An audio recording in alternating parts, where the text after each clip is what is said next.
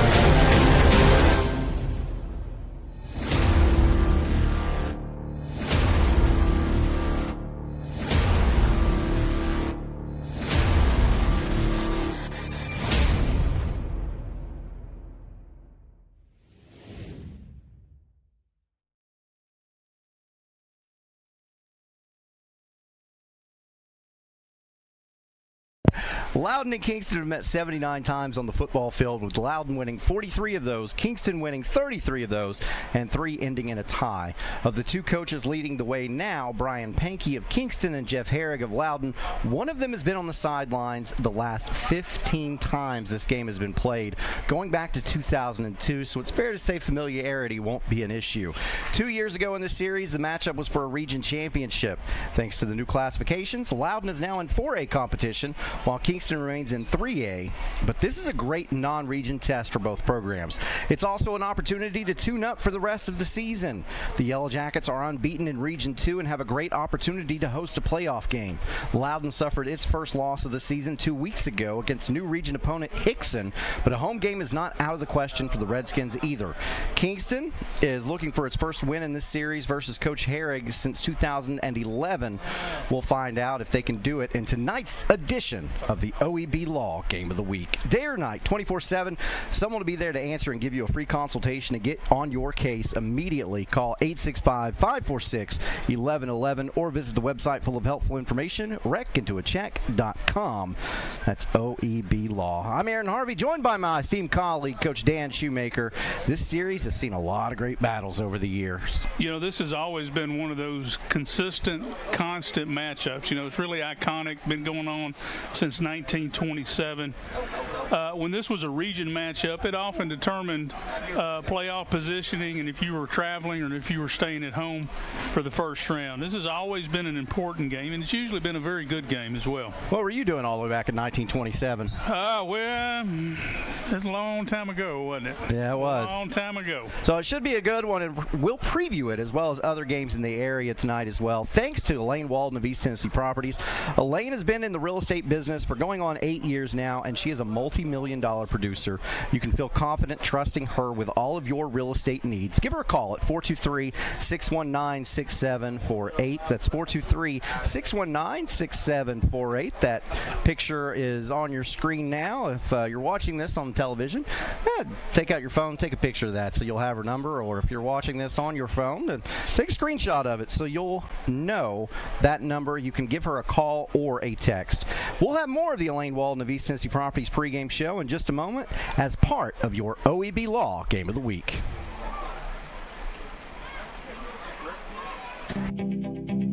At OEB Law, our home is your home. And your family is our family. And down here, family takes care of family, giving back and helping out whenever needed. OEB Law is proud to be from East Tennessee. OEB Law feels like home. Daniel Forrester has been trusted by Anderson County families for nearly 2 decades. Daniel has appeared in Anderson County Chancery, Circuit, Sessions, and Juvenile Court thousands of times over the past decade. A Rule 31 mediator, Daniel has been trusted to mediate hundreds of cases across Anderson County. A community leader, Daniel has worked closely with local officials to make Anderson County a better place. A conservative and dedicated husband and father, Daniel's faith has shaped his character and integrity. On March 5th, vote Daniel Forrester for Anderson County Chancellor. Kathy May Martin has been making real estate dreams a reality for over 3 decades. Buying or selling real estate is one of the most important decisions you'll ever make. Choosing the right realtor is next. Thinking of buying or selling? Call Kathy May Martin at Coldwell Banker Jim Henry & Associates for all your real estate needs. Rest assured, with Kathy's knowledge and experience, you will be on the winning team. Evans Mortuary has been serving the needs of families in and around Roane County since 1976. As established members of our hometown community, we understand the security of dealing with people you know you can trust. We build our reputation on this trust. The Evans family appreciates the confidence the community has expressed in us over the years and will constantly strive to earn that favor. Evans Mortuary, 805 North Gateway. 1952. That's the year Hammers opened the first store in East Tennessee. Now there are 5 stores and there's always something new. Like in Hammers' popular ladies' boutique department, you'll find the lowest price possible on new arrivals every week. Find similar deals in the men's department and the expanded rug department. Plus, special purchases always offer surprise savings. You never know what you'll find next at Hammers.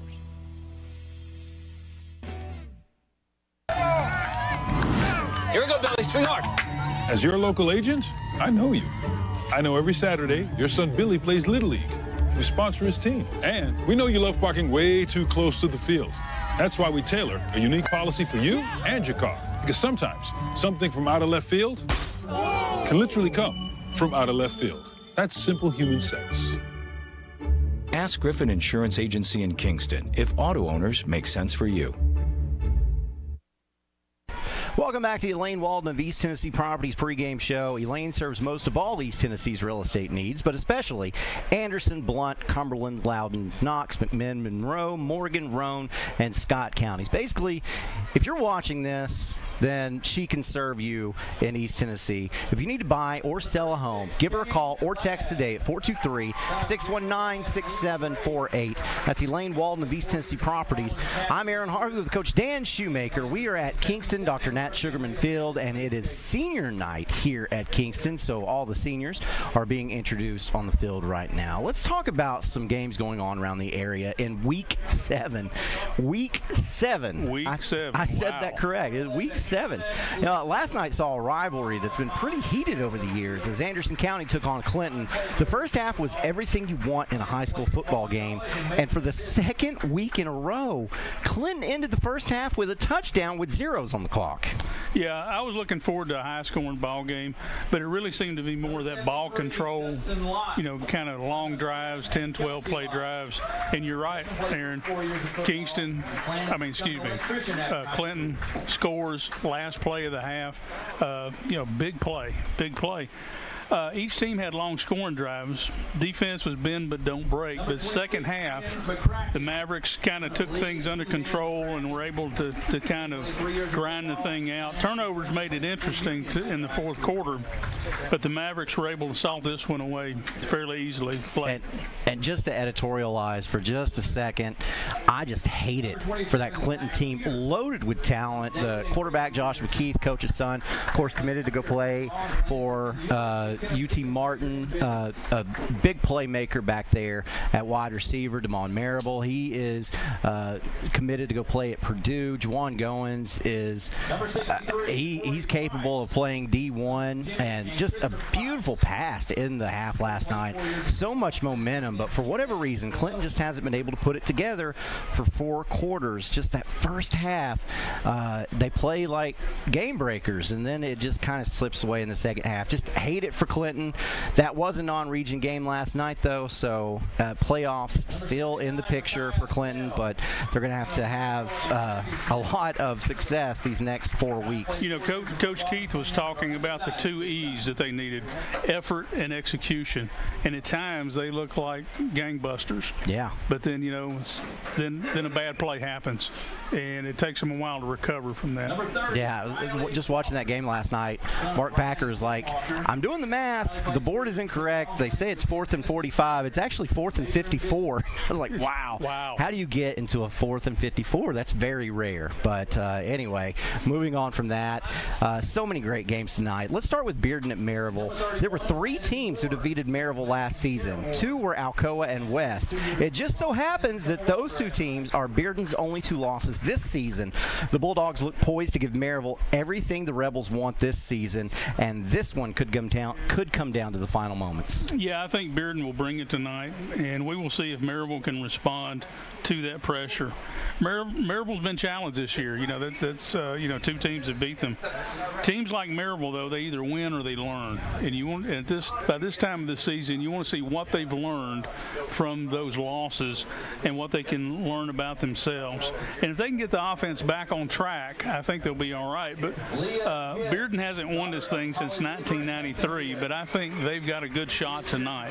Bearden's got a great football team, but there's a lot of great football teams in Knoxville, and it seems like all those teams are playing each other. And so Bearden has 2 losses, very well could be undefeated at this point in the season, though, because those 2 losses came down to the final moments when Bearden lost a lead that they had held for the entire game. Speaking of Alcoa and West, both are undefeated, but that will change tonight as the Tornadoes and Rebels do battle in West Knoxville. 2 of Tennessee's very best teams collide in what should be well worth the admission price and then some. Yeah, I agree with that too, Aaron. This might be the best matchup, I think, this week, not discounting our game tonight. This is going to be a great game too. But that's a high-powered, 2 undefeated teams coming together. They're both currently ranked number 1 in their respective classes. They're both defending state champions. Last year, West edged out that victory 29-26. This one, I think, will be just as close, and I think special teams may make the difference on this one. Could indeed happen that way. What a wonderful game that was last season. So exciting, and just seeing the highlights from that last year, just an amazing game. So that is going on tonight. A couple other really great games going on tonight as Kingston wraps up its senior night here at Dr. Nat Sugarman Field, and we will preview some of those games going on around the area, but also, of course, we got to preview our game tonight, Kingston and Loudon taking place. Wonderful rivalry game with a long history, and we will do that when we get back to the Elaine Walden of East Tennessee Properties pregame show. Patterson's Appliances has been helping families like yours find quality home appliances from trusted brands including Whirlpool, Maytag, and KitchenAid for over 55 years. Our knowledgeable appliance specialists know how to outfit your kitchen or laundry room with the right appliances to meet your needs. We service what we sell with our own in-house factory-trained service technicians, and for the DIYers, our parts department is always ready to help customers find the appliance parts they need. Patterson's Home Appliances, because we care. A college degree can't be earned in just one day, but can be achieved by doing our best together, just one day at a time. From getting a great start with your Roan State Success Coach, to learning together in the classroom, accessing free tutoring in the Learning Center, and working one-on-one with your instructors. Together, we succeed, one day at a time. Oh, and free tuition helps. So apply at roanstate.edu now, and let's succeed together.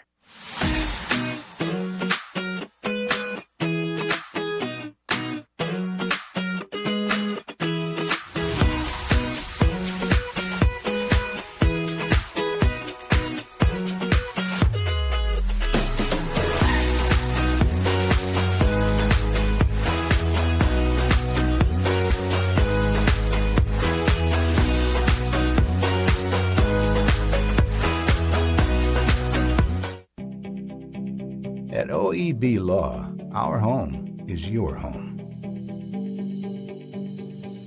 And your family is our family. And down here, family takes care of family. Giving back and helping out whenever needed. OEB Law is proud to be from East Tennessee. OEB Law feels like home.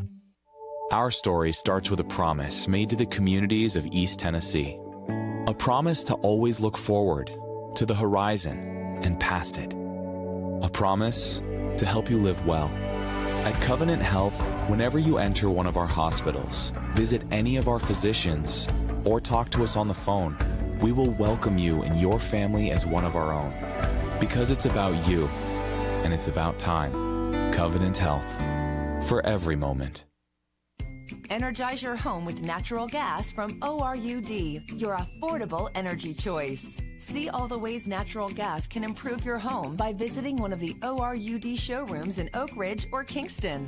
New gas appliances run more efficiently. They provide hot water when you need it, precise heat control for cooking, and can dry clothes in about half the time. Comfort you can feel. Savings you can use.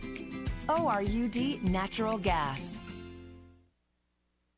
And welcome back to the Elaine Walden of East Tennessee Properties pregame show. Elaine is a real estate agent with integrity. She produced about $10 million in sales last year alone, and she serves almost all of East Tennessee. If you're in the need to buy or sell a home, give Elaine a call or text at 423-619-6748. Again, 423-619-6748 for Elaine Walden of East Tennessee Properties. Back once again with Dr. and Coach Dan Shoemaker. I'm Aaron Harvey. In what is arguably the toughest region in the state, the Farragut Admirals are facing what could end up being a region champion tonight, and their playoff hopes could very well also be on the line. Bradley Central's in town, and the Bears are undefeated. I mean, we're talking about a Farragut team that lost to West by 7 points in a 38-31 showdown, and the Admirals could be fighting for their playoff lives tonight, which is so hard to believe. But that could also be the extra motivation Eddie Courtney's team squad needs to pull off the upset. Farragut's going to have a tough task tonight. Bradley Central's ranked number 1. Tennessee commit Boo Carter is a special athlete on that team. He can take it to the house whenever he touches the ball. Farragut will need some breaks, and I think they're going to have great special teams play to keep this one close. If they can keep this one close into the fourth quarter, they can have a chance, but they're going to have to really work hard to make sure that they're doing the little things well tonight. And speaking of fighting for the playoff lives, Wartburg is heading to Polk County to take on the Wildcats, who are coming off their first region loss of the season at the hands of Oneida, 21-17. The Bulldogs seem to get locked into tight battles in the first half before ultimately falling short in the second. If Dustin Peel's team can put 4 quarters together, this is another one that could come down to the very end. Coach Lou Holtz said it best, I think. He said teams have to learn how to compete before they learn how to win. And the Bulldogs are competing very well at times, but then they struggle to put a complete game together. Polk County is a solid team, and they are looking to solidify their playoff spot, while Wartburg is going to need some help to get back into that playoff hunt. A good friend of mine, a Polk County legend, Coach Bill Triplett, is my go-to guy down in Polk County, and he tells me that they're going to always play you tough down there. And on top of that, there's a long trip from Wartburg down to Benton, Tennessee, and if the Bulldogs can overcome that long ride, that bus ride, and then string 4 quarters together, I think they may have a chance. But they're going to have to play a complete game tonight. And there you see on the board there the Region 2 AA standings, Wartburg right there at the bottom with Tellico Plains, Polk County. So Wartburg really needs that Polk County game tonight if they want a chance to get into the playoffs, seeing as how they've already lost to Oneida and Bledsoe County. So very important game down in Benton, Tennessee, or up in Benton, Tennessee, or over in Benton, Tennessee. We'll say that. And now we will prepare for our national anthem performed by the Roane County High School Marching Band.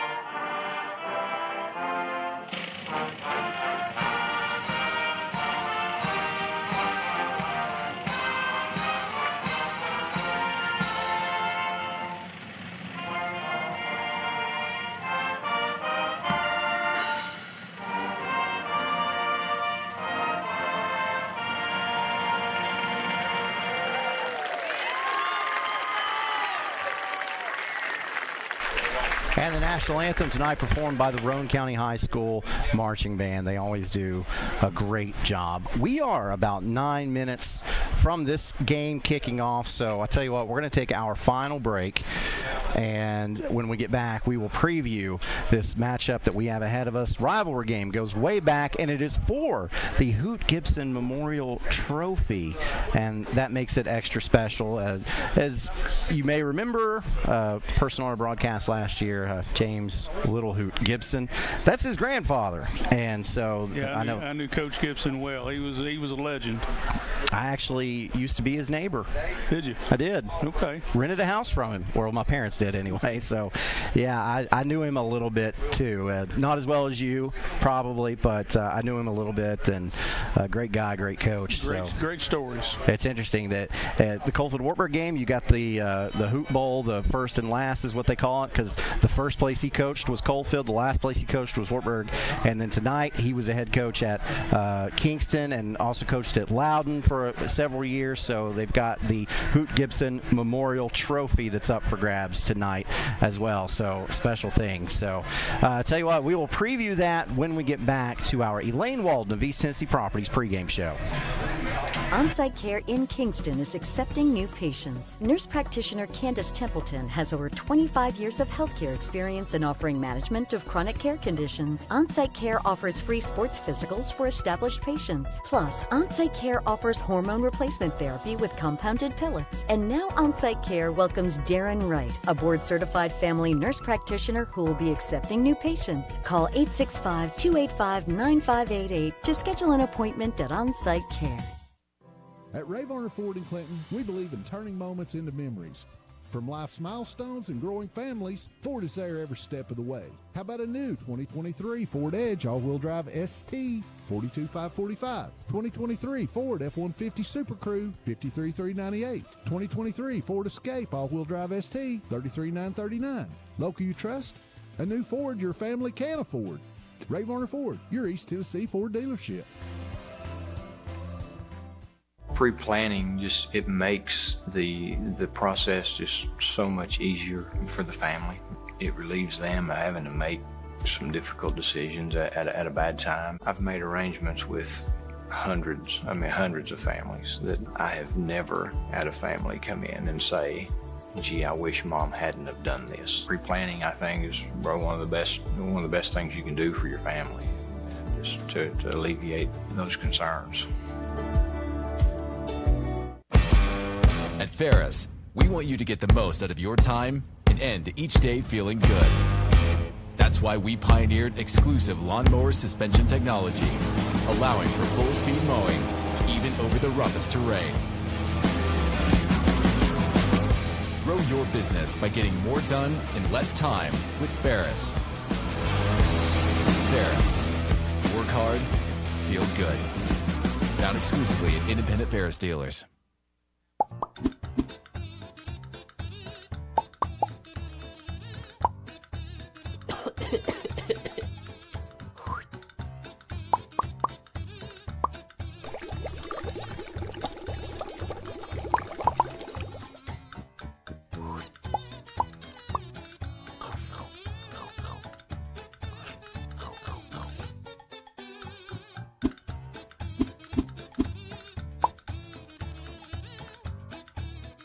Football is back, and OEB Law is excited for a season full of big hits and those nail-biting near misses. If you've been injured, OEB Law will come to your defense. Call OEB Law and turn your wreck into a check.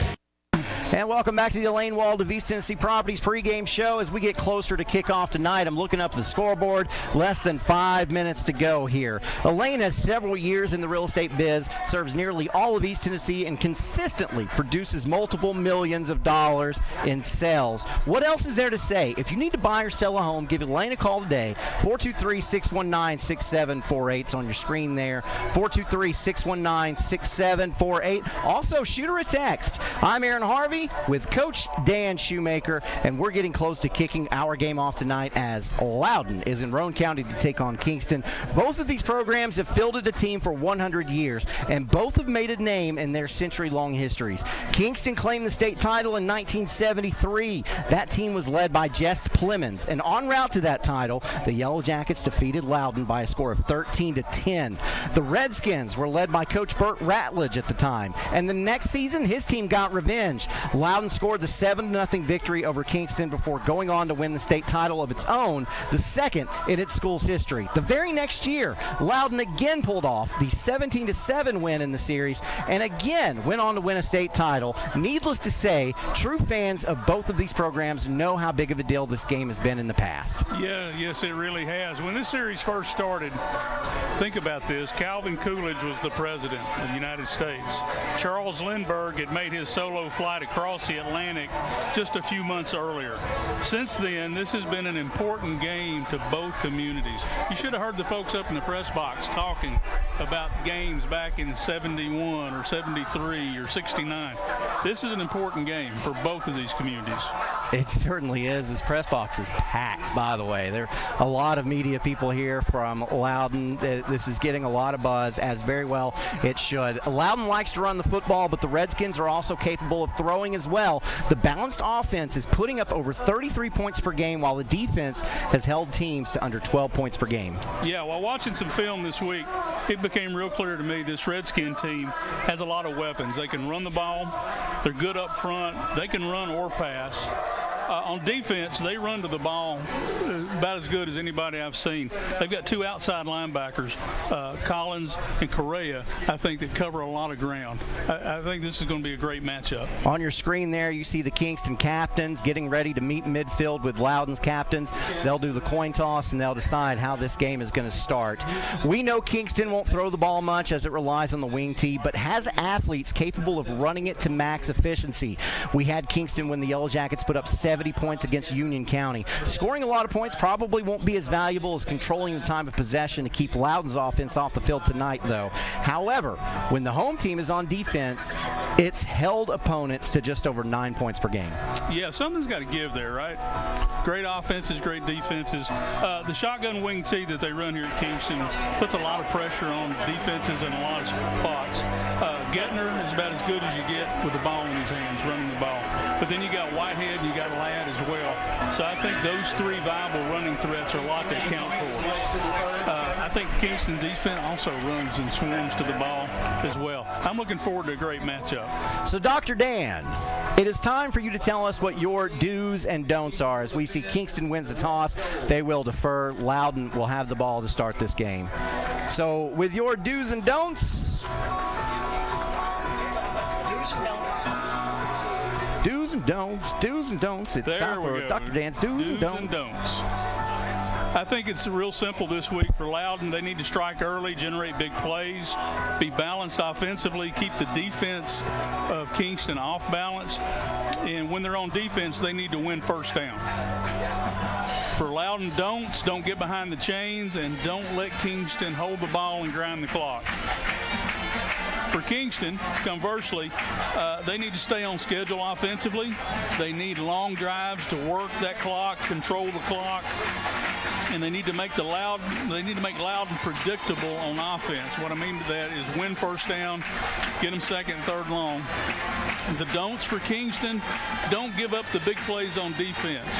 And then don't make those mistakes in the back end that give up those big plays. Coverage busts, missing the run support, those kind of things. So I think I'm looking forward to this game. I am looking forward to this game as well. As I said 2 years ago, this was for a region championship. And I wasn't at that game. BBB TV 12 was. I was in Disney World. I had to miss it. I think what Chase Clem filled in for me, did a great job, of course, like Chase always does. Chase actually a Rockwood guy. Yeah, I was gonna say he's a Rockwood guy. He is, but he's been down here at Kingston wearing Kingston apparel. So oh my goodness, I know. Yeah, interesting there from Mr. Chase Clem. Yeah, he worked for the city for a while.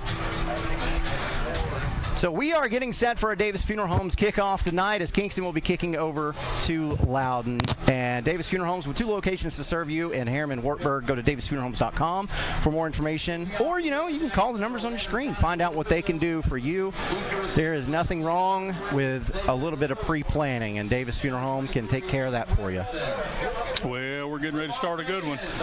Yes, we are. Looking forward to a good one tonight. Con and Littlefield getting set to kick this off. One of the better legs in all of East Tennessee.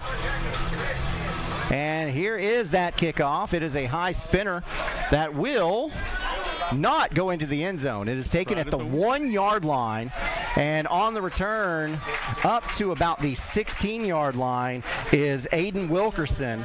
So great coverage by Kingston. Nice coverage. You kind of hope that goes into the end zone if you're kicking that thing off. If it doesn't, you better get down there and cover, and Kingston surely did right there. And Wilkerson looked like he wanted to return this. He made sure he was out of the end zone before he caught that football because as you know, high school rules, if they touch the end zone and catch the ball, it is an automatic touchback.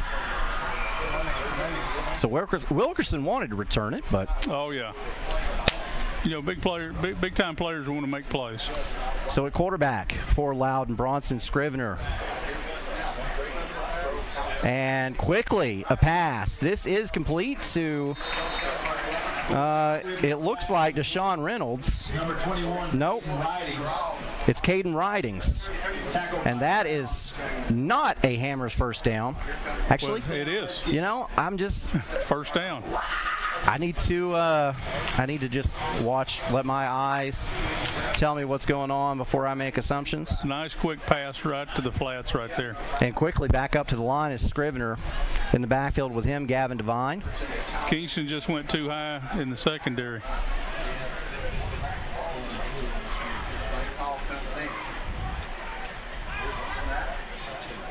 And Loudon hands it off.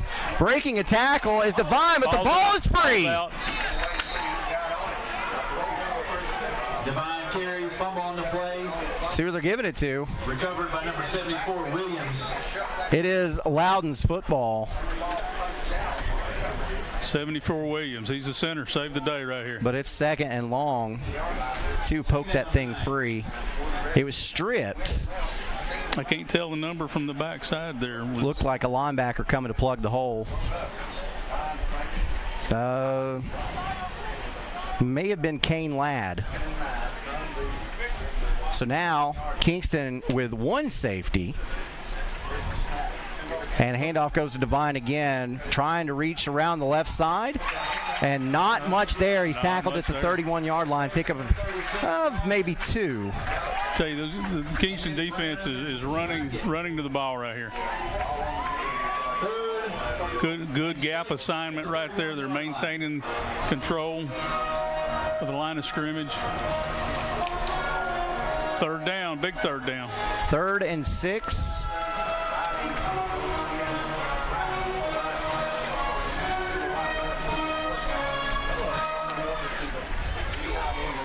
Like we've got single coverage down here at the bottom. Scrivener drops back to pass, gets it out quickly. That pass is complete, and running up the sideline, still on his feet. That's Eli Kelso, and Kelso finally stopped, but not until he crosses over into Kingston's side of the field, and that'll be a Hammers 1st and 10. Real simple throw and catch here. You're just going to run the hitch, little 3-step drop, makes one, breaks a tackle, and then gets up the sidelines. Ball at the 34-yard line.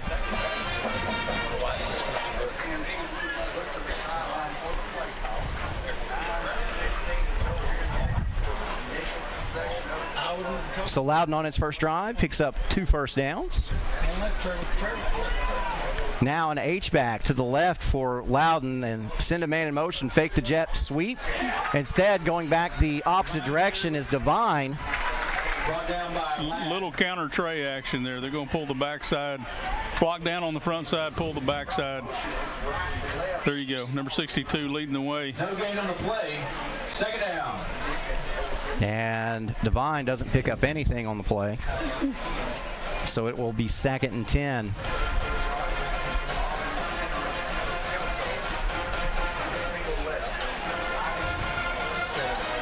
Kingston's too high again in the secondary. They're expecting a pass. Same formation from Loudon. Scrivener. That pass is complete. This time it goes to Jacob Pistol. Looks like a first down. No, sorry, Seth Henley. That looked like a 16. It was actually a 15.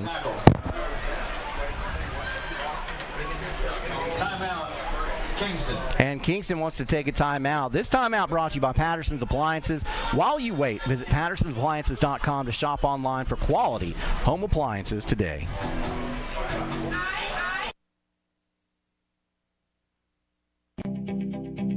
At OEB Law, our home is your home. And your family is our family. And down here, family takes care of family. Giving back and helping out whenever needed. OEB Law is proud to be from East Tennessee. OEB Law feels like home. Daniel Forrester has been trusted by Anderson County families for nearly 2 decades. Daniel has appeared in Anderson County Chancery, Circuit, Sessions, and Juvenile Court thousands of times over the past decade. A Rule 31 mediator, Daniel has been trusted to mediate hundreds of cases across Anderson County. A community leader, Daniel has worked closely with local officials to make Anderson County a better place. A conservative and dedicated husband and father, Daniel's faith has shaped his character and integrity. On March 5th, vote Daniel Forrester for Anderson County Chancellor. And Loudon with a hammer's 1st and 10 as we return from break. Handoff goes to Devine. Devine looking for some running room over the left side. He's got some, and he's tripped up as he gets to about the 16-yard line. He's going to be close to another first down here. On this play right here, Kingston lightened the box to get a little help in the secondary. And when they did, Devine found some running room inside. So a pickup of 7 makes it 3rd and 3. I'm sorry, 2nd and 3.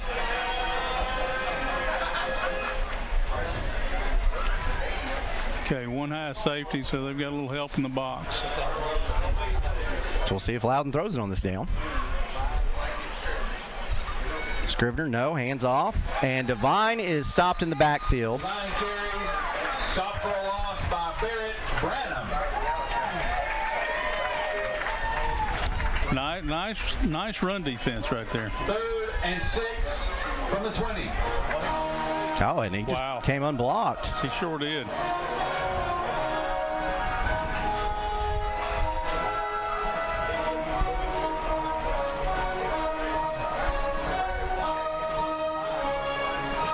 I bet that feels good when you're a defensive tackle and nobody blocks you. Yeah, Bryson Branham. He got the C's parted for him right there. Here's 3rd down. Scrivener looking. Now he's going to throw it. That pass is complete.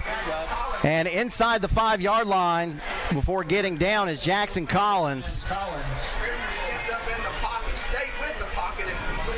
Wow, first down. Scrivener had forever to throw. He has a lot of time here. He's able to kind of step up, find the open receiver, make a play.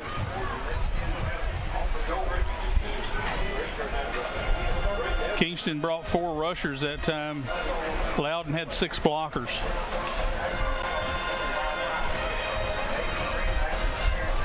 So the Hammers 1st and goal. Scrivener, hand off to Devine. Devine looking for room up the middle. He's reaching for the end zone. Boy, we got a great look at it right there. That's a touchdown, Loudon. Yeah, that was a great look. When that young man gets his shoulder square to the line of scrimmage, he's a load. And you saw he initially didn't have it. No. But thanks to our camera guy, Chris Bricky, down there on the field, we saw he reached across the plane, and that is 6 points for Loudon. Nice drive right there. This is Gio Gonzalez on to attempt the extra point for Loudon. Snap, set, kick is up, and that kick is good. Loudon strikes first, and it takes about half of the first quarter for them to do it, but the Redskins lead over the Kingston Yellow Jackets in this rivalry game on your OEB Law Game of the Week. Kathy Mae Martin has been making real estate dreams a reality for over 3 decades. Buying or selling real estate is one of the most important decisions you'll ever make. Choosing the right realtor is next. Thinking of buying or selling? Call Kathy May Martin at Coldwell Banker Jim Henry & Associates for all your real estate needs. Rest assured, with Kathy's knowledge and experience, you will be on the winning team. And back at your OEB Law Game of the Week as we get set for another Davis Funeral Home kickoff. Our second of the night, Davis Funeral Homes with 2 locations to serve you, Harriman and Wartburg. You can get more information at davisfuneralhomes.com. Gio Gonzalez on to kick this one off. And it looks like Carcel Whitehead back deep to receive for Kingston. This is a wobbly kick, and it will actually be taken by Parker Brackett. Brackett gets up the sideline, and he's crunched down big hit. At about the 26-yard line. And that's where Kingston will start off with a Hammers 1st and 10. At the 27-yard line where it will be 1st and 10. So we'll see this Chuck Fleischman replay here. And you'll get to see this big hit again as Brackett takes it about the 9-yard line, looks for room. Jumped right back up, man. Yep. So we'll get our first look at this Kingston offense led by Rylan Gettner at quarterback. Gettner, handoff. This goes to Ladd. Kane Ladd looking for running room. He's got it as he cuts it up the left sideline. One man to beat and cannot beat that guy. But that is enough for a Hammers 1st and 10. And getting the tackle for Loudon, Bodie Anderson. Wow, this is old school power football right here. They got all 3 running backs and the quarterback in the backfield. Almost a wishbone type set on net. So a Hammers 1st and 10 at the 49-yard line of Kingston. Gettner again. That's a loaded backfield back there. Same play. Ladd gets the handoff again. This time, not as much for Ladd, but still picks up about 4 yards. Yeah, he's running hard. Good body lean right there. I see the Chuck Fleischman replay here. This is of that first run. Yeah, the backside overcommitted right there, and he was able to bend it back.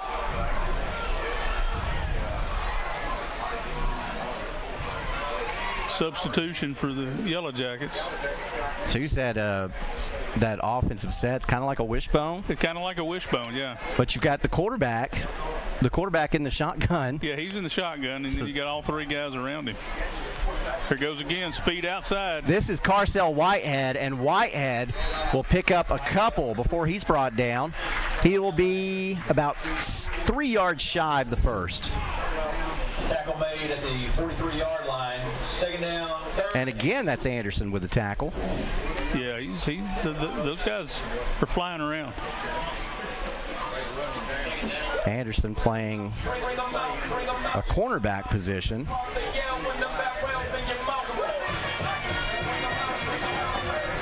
Third and a short 3 is what we'll call it. Here's Gettner. Handoff. Up the middle, this is Whitehead. He will be close to the first down. Close. Yeah, they've got him almost to the 40. Yeah. His forward momentum. And personally, I think that's a good spot. Yeah. But I still think he had enough for the first down. Yeah, he gets a big hit right here. I don't know if it's a safety or linebacker. That's a linebacker. Was able to kind of make the big tackle inside. So Kingston keeps the chains moving, trailing this one 7-0. Loudon took the opening possession all the way down the field. Kingston looking to do the same thing in their opening possession. As on the handoff, this is Tay Hamilton. Tayshawn Hamilton gets up to about the 40. Hamilton carries. About the 36-yard line, but there's a flag on the far side of the field. I see it over there. I didn't see it initially. And where that one is, maybe an illegal formation or someone lined up off sides. It's a legal shift. Kingston. Who is that white hat tonight? Is that Leonard Scarborough? That's Leonard Scarborough. That's who I thought that was. My good friend Leonard. It was the ball to 45, 1st and 15. So he's your good friend, so that means that we can talk badly about him and we get a pass, right? Well, I don't know about that. He will take things personal at the time. No, we got along great. Leonard and I got along great. I don't talk bad about any officials. Their job's hard enough as it is without some dumb announcer coming after them. Here's Whitehead with the carry, and he will cut it inside. Whitehead. Had a little seam inside. Yeah, picks up 4. Closed down really quickly.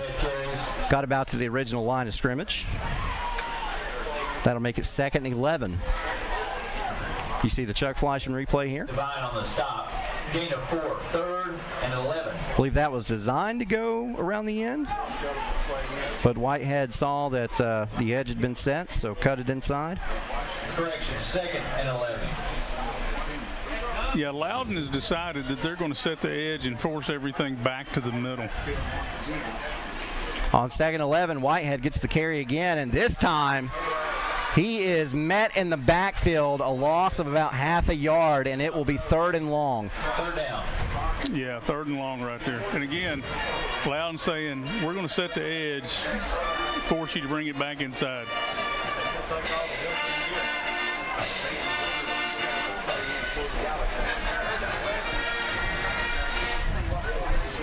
So now this is going to be an interesting strategy. We'll see what Coach Pankey and his crew want to do here. This is the first 3rd and long they've had tonight. Yeah.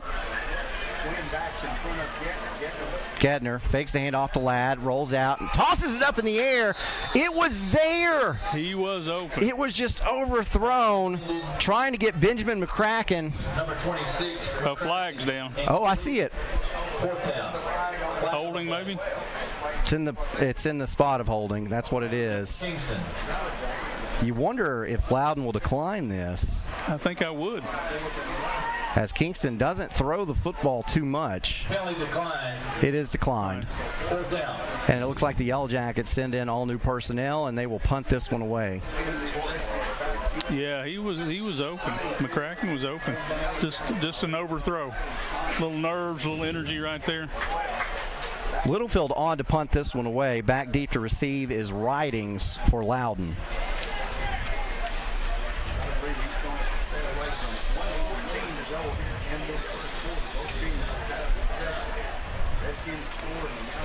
Low snap, taken by Littlefield. And this will take a Kingston bounce. Roll. Beautiful punt. Nice roll. Rolls inside the 10. It will be dead right at the 7-yard line, and that's where Loudon will take over with the Hammers 1st and 10. You notice when he had when he punted the ball, the nose was almost completely up and down. Yep. Nose completely down to get that nice roll and die right there.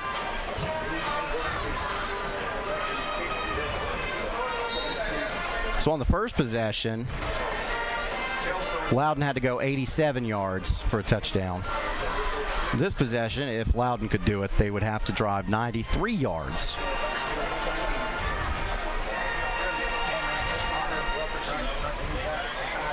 Scrivener takes a snap. This will be a quarterback keeper looking for room around the right side, and a good pickup all the way up to about the 15-yard line. We'll say he gets 8, and that'll bring up 2nd and short. That was a nice run. 2nd down. Yeah, just a zone scheme from up front. Nobody pulled to kick out or whatever.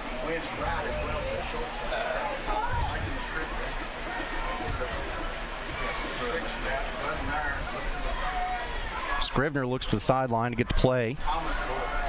7 seconds on the play clock. Here's a snap. Keep. Another quarterback keeper. This one going to the left. And maybe gains a yard. I think he got it. Oh, the face mask clocked up. Wow. Hate it when that happens. And I believe that very well could be the last play of the first quarter. And he does have enough for the Hammers 1st and 10 as the face masks got stuck together. Yes, they're kind of locked up right there.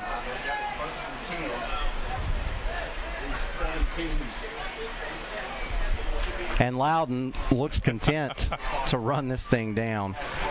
Now, if they hadn't, if your helmet comes off, you have to go out and sit out a play. In this case, he wouldn't have, right? He would have got to stay on. Yeah, I think he had to take it off to be able to get out of the pile. All right, so that is the end of our first quarter. Loudon with the football, leading this game over Kingston 7-0 in your OEB Law Game of the Week. Evans Mortuary has been serving the needs of families in and around Roane County since 1976. As established members of our hometown community, we understand the security of dealing with people you know you can trust. We build our reputation on this trust. The Evans family appreciates the confidence the community has expressed in us over the years and will constantly strive to earn that favor. Evans Mortuary, 805 North Gateway. 1952. That's the year Hammers opened the first store in East Tennessee. Now there are 5 stores and there's always something new. Like in Hammers' popular ladies boutique department, you'll find the lowest price possible on new arrivals every week. Find similar deals in the men's department and the expanded rug department. Plus, special purchases always offer surprise savings. You never know what you'll find next at Hammers.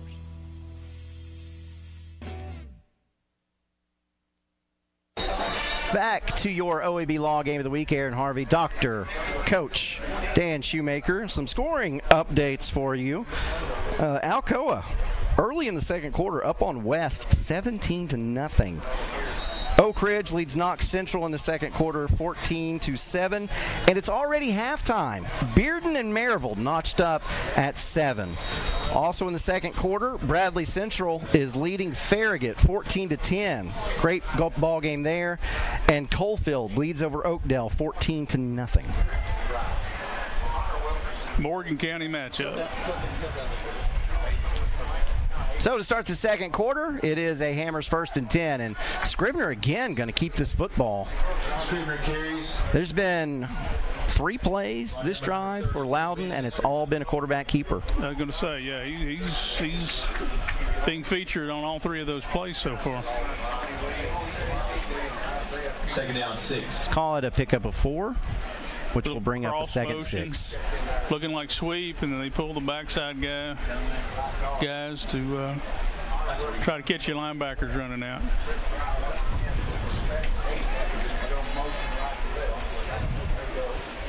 There's the sweep. There is a sweep, and getting upfield, and we're going to have a horse collar tagged on to the end of this run, but that is Wilkerson. Twice good, flag on the play.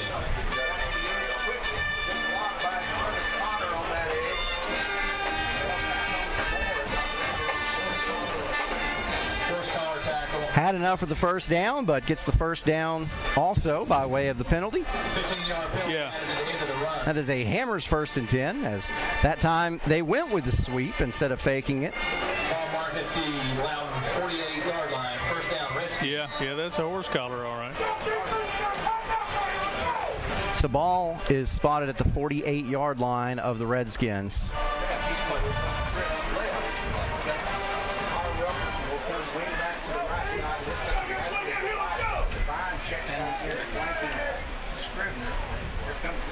Here is a handoff this time up the middle. This goes to Devine. Devine dragging players across the line to gain all the way to the 40 of Kingston.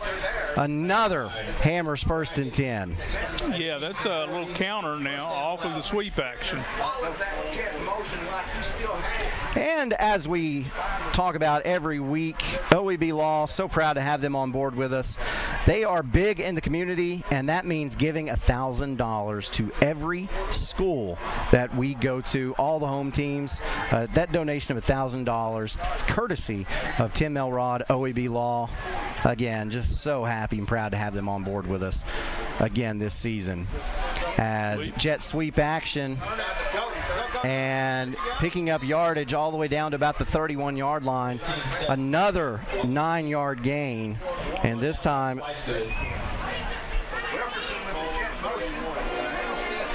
that was Seth Henley on the carry.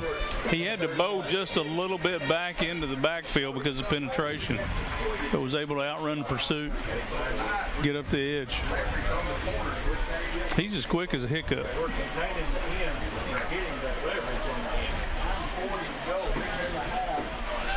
So with Loudon, this drive looks a lot different than the first drive. Yes, yeah, they're running the ball. And we've got a flag. Flag on the play. And that's an illegal procedure on Loudon. That's a 5-yard penalty, which will make this a 2nd and 6. Moves the ball to the 36. 2nd down, 6. I didn't really see what the penalty was. I didn't either, but 2 officials threw a flag. Yeah, they both saw it, yeah. They were very definitive with that call.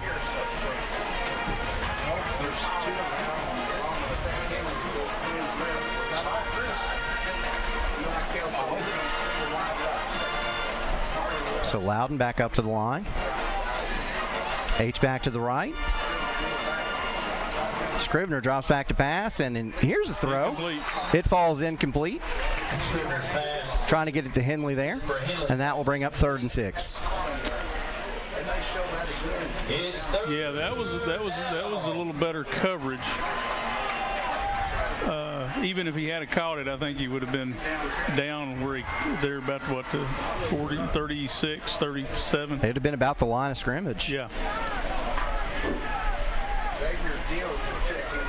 But then at that point, the defender's on an island, has to make a play. Yeah. But exactly. he was in position for it.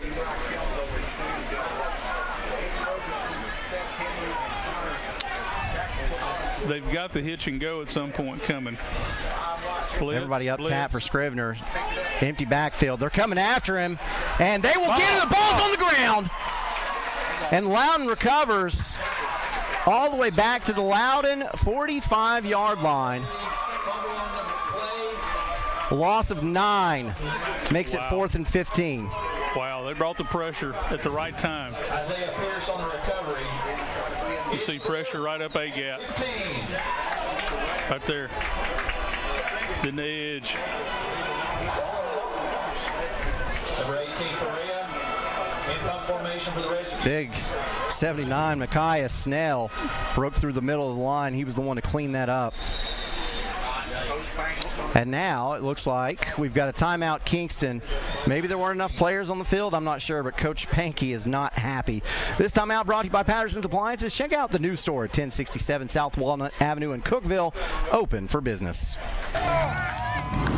Here we go, Billy. Swing hard. As your local agent, I know you. I know every Saturday your son Billy plays Little League. We sponsor his team. And we know you love parking way too close to the field. That's why we tailor a unique policy for you and your car. Because sometimes something from out of left field can literally come from out of left field. That's simple human sense.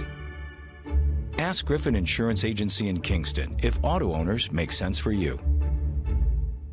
Back at the OEB Law Game of the Week out of the timeout. On to punt this one away for Loudon. Sebastian Correa back deep to receive for Kingston. Looks like Rylan Gettner. Snap. Here's the punt, and it is a spiral that takes a great Loudon bounce inside the 5 to the 3. And that is where Kingston will take over. So both teams with great punts to pin each of the opposing teams deep. Yeah, I'm going to go back to quote my good friend James Gibson, you got to field the punts. Absolutely, I filled the punt because that one traveled, I want to say 15 yards on the ground, something like that. Yeah. Yeah, and now instead of having the ball out around the 20, you're pinned inside the 5. It changes your whole offensive philosophy right now. So yeah, Hammers 1st and 10, ball at the 3, 7:55 left to go in this first half. As Gettner lines up with Whitehead beside him to his left, tight formation now, handoff goes to Whitehead. Up the middle, and Carcel Whitehead gets it up to about the 7-yard line. Pickup of about 4 will make it 2nd and 6. Yeah, they've gone back to the traditional shotgun wing tee set we're used to looking at. And Whitehead shaken up on the play. He's still down. You hope he's okay. He doesn't have a helmet on. Head shaking up on the play. I don't know if he took it off himself or if he lost it on the field. Young man looks to be in a lot of pain, however.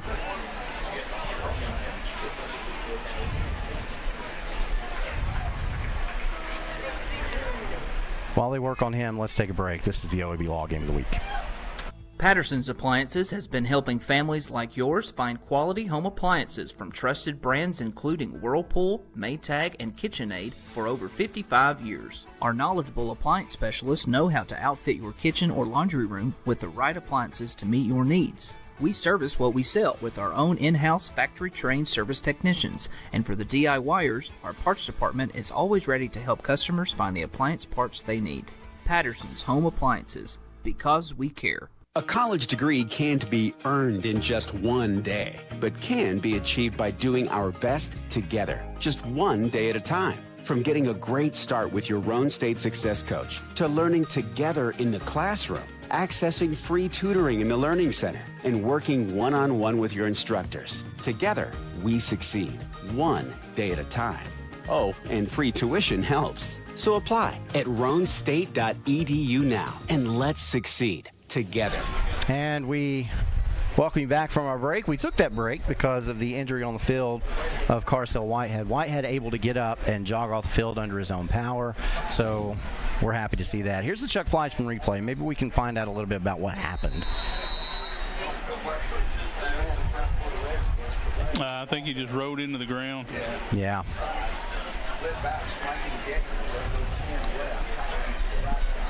So 2nd and 6 or 5, and we've got a flag on the play. Kingston saying that Loudon jumped. Offside. That's exactly what happened. So after the 5-yard penalty. 5-yard penalty. 1st and 10, Kingston. Well, that makes it so it must have been 2nd and 5 instead of the 2nd and 6 that I called it, because that moves the change. So now we got a Hammers 1st and 10. Pre-snap penalties, man, they drive you crazy. Gatner split backs in the backfield. Here's the handoff, and on the carry is Keaton Swicegood. Keaton Swicegood carries. Swicegood picks up about 3 to bring up 2nd and 7. 2nd down, 7. And again, you mentioned how, and we'll see it on the Chuck Fleischman replay, about how Loudon is setting the edge and forcing the ball inside. Yeah. Same thing happened right there. Oh, yeah. They feel like they can contain everything inside because that's where their bodies are. If you break the edge, then, you know, there's a lot of running room without a lot of defenders. Handoff again goes to Swicegood, and Swicegood is grabbed in the backfield, and his forward progression will be stopped. Yeah, he may have lost one on that. I believe he did. No gain. That'll bring up about 3rd and 7. And 7. We're almost halfway through the 2nd quarter, and this is just the 4th possession of the game. These drives have been long, and although Loudon is no huddle, they're not in any hurry, right? No. They come up to the line, they look you over, they get a play call in, they may even change it. We're down 2 seconds. Timeout. So Kingston can't get the play in. They're going to have to take a timeout. Timeout. Kingston. That timeout is brought to you by Patterson's Appliances, proudly serving your community since 1965 because they care.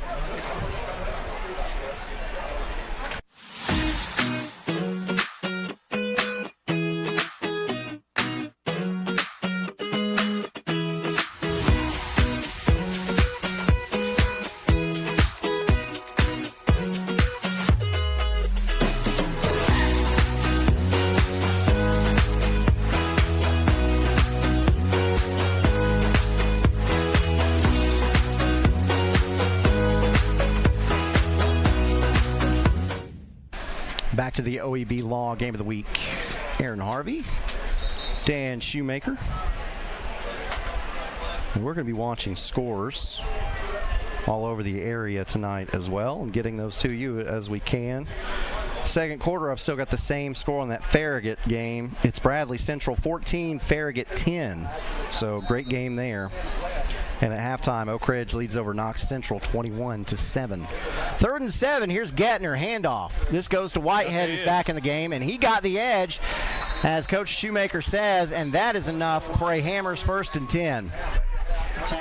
And Whitehead slow to get up again, but he does. So you said it. Loudon's trying to set the edge and force the ball inside. Whitehead got outside that time, and it made a difference. Yeah, big run. See the Chuck Fleischman replay here. The wingback hooks the edge there. Yeah. So Hammers 1st and 10, Gattner. Handoff. This is to Swicegood. Swicegood cuts it upfield, and he's still on his feet, fights for yardage, gets up to about the 34-yard line, and that's a quick pickup of about 6. We'll call it 2nd and 4. Kane Ladd with that lead block there. Yeah, that was a nice play. Yeah, then the rest is just Swicegood.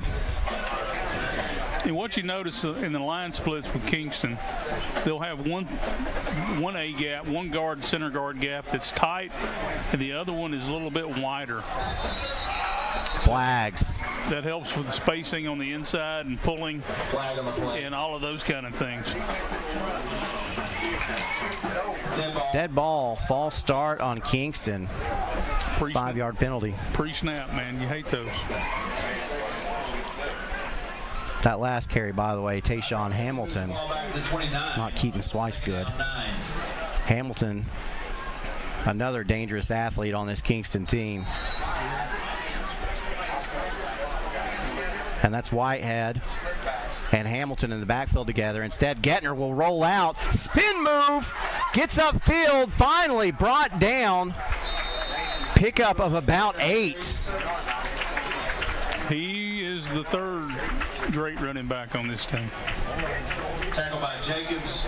A quarterback that can run like that is definitely a weapon. And it's essential in an offense like this. 38-yard line. Oh, are they calling it a first down? They are calling it a first down. I thought he was about a yard shy. Yeah. So Hammers 1st and 10. Me and you and the radio guys next door, they thought it too. So what do we know?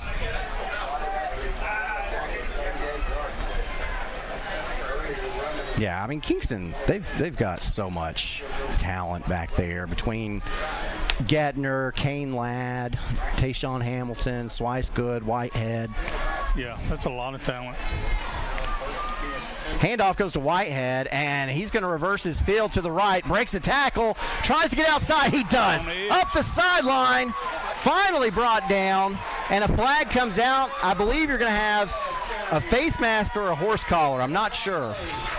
I couldn't tell. Maybe either one of them. He should have been tackled for a loss, but it just made it great. Tackle made by number 15, Henley. Was that a design? No, that was all on his own. And it is a horse collar. It's tacked on at the end of this. 15 yards will be added to the end of the run. And Kingston is in striking distance. After the penalty, At the Redskin 22-yard. ball will be spotted at the 22. Yellow Jackets in business. Gattner with the Hammers 1st and 10. Chains aren't even set yet. Handoff. This goes to, looks like Hamilton, and we've got a flag on the play. Flag on the play. And Kingston came up to the line. They snapped the ball so fast. I wonder if maybe Loudon wasn't lined up yet, maybe? Might have been. Trying to catch the Redskins off guard? No, it's going to be a hold. I'm surprised they let him snap the ball that quick. The chains were not set. That down marker was set, but the chains were not set. First down. So 10-yard penalty moves the football all the way back to the 30. That's a big penalty. Huge penalty. Now, Connell Littlefield is a great kicker for Kingston, so they're already close to field goal range now. Yes. But they don't want 3, they want 7. As here's Gettner. Oh, he's got with the keeper, Gettner.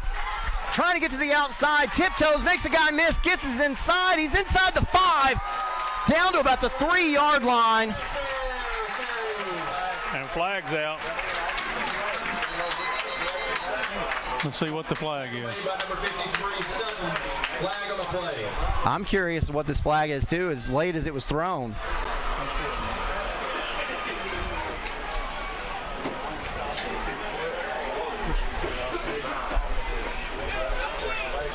This could be huge. Yeah. If it's a Loudon penalty, it's half the distance, not a huge deal. If it's a Kingston penalty, it's a huge deal. Dead ball, personal foul. Oh, it's a personal foul on Loudon. So, that will just move the ball halfway, half the distance to the goal. But here's that Chuck Fleischman replay. Gettner just made things happen on this play. Yeah, makes folks miss, runs through tackles, very elusive. Yeah, look at the way he used his blockers. And now, let's see if we can see this. Oh, yeah, back here. Oh, okay. Yeah, okay. Ball spotted at the 2-yard line for Kingston. Hammers 1st and goal. You know, I don't think Kingston's in a big hurry to score here. And Gettner's not even on the field. Direct snap goes to Kane Ladd, and Ladd is stopped at the line of scrimmage. Direct snap to Ladd. He's down inside the 1, I think. Let's see where the ball is. So, yeah, you had a Wildcat formation there. 2nd and goal. Kane Ladd. Yeah, he had a seam inside. I just don't think he could get there. Ball spotted just right outside the goal line. 10 seconds on the play clock. And we got a great shot of that, again, courtesy of our sideline cameraman, Chris Bricky. Timeout. And Loudon is going to take a timeout. I think they just want to see what Kingston came out in.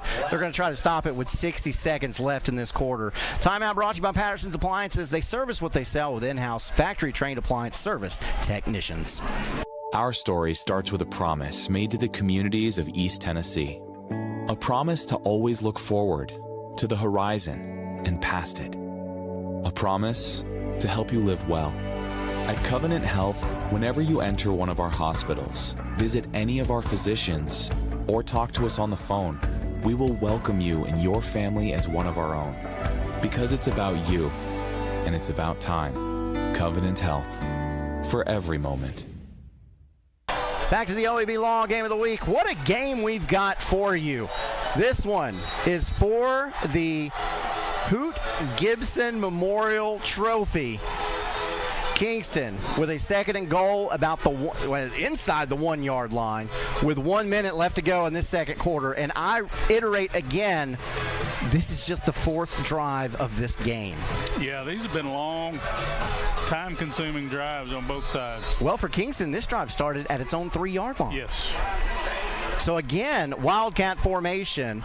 Kane Ladd in the backfield. He will take the snap. He will try to get the edge. Dives into the end zone. Touchdown, Kingston. Yeah, just outran everybody to the corner. And Ladd, a big bruising back for this team. Not the guy you expect to go around the end like that. Nonetheless, he did it. And he gets across the goal line for a Kingston score. You can see everything is stacked.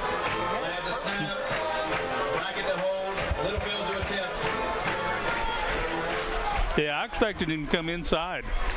Everything was stacked inside. I don't know if that was a call or if that was audible.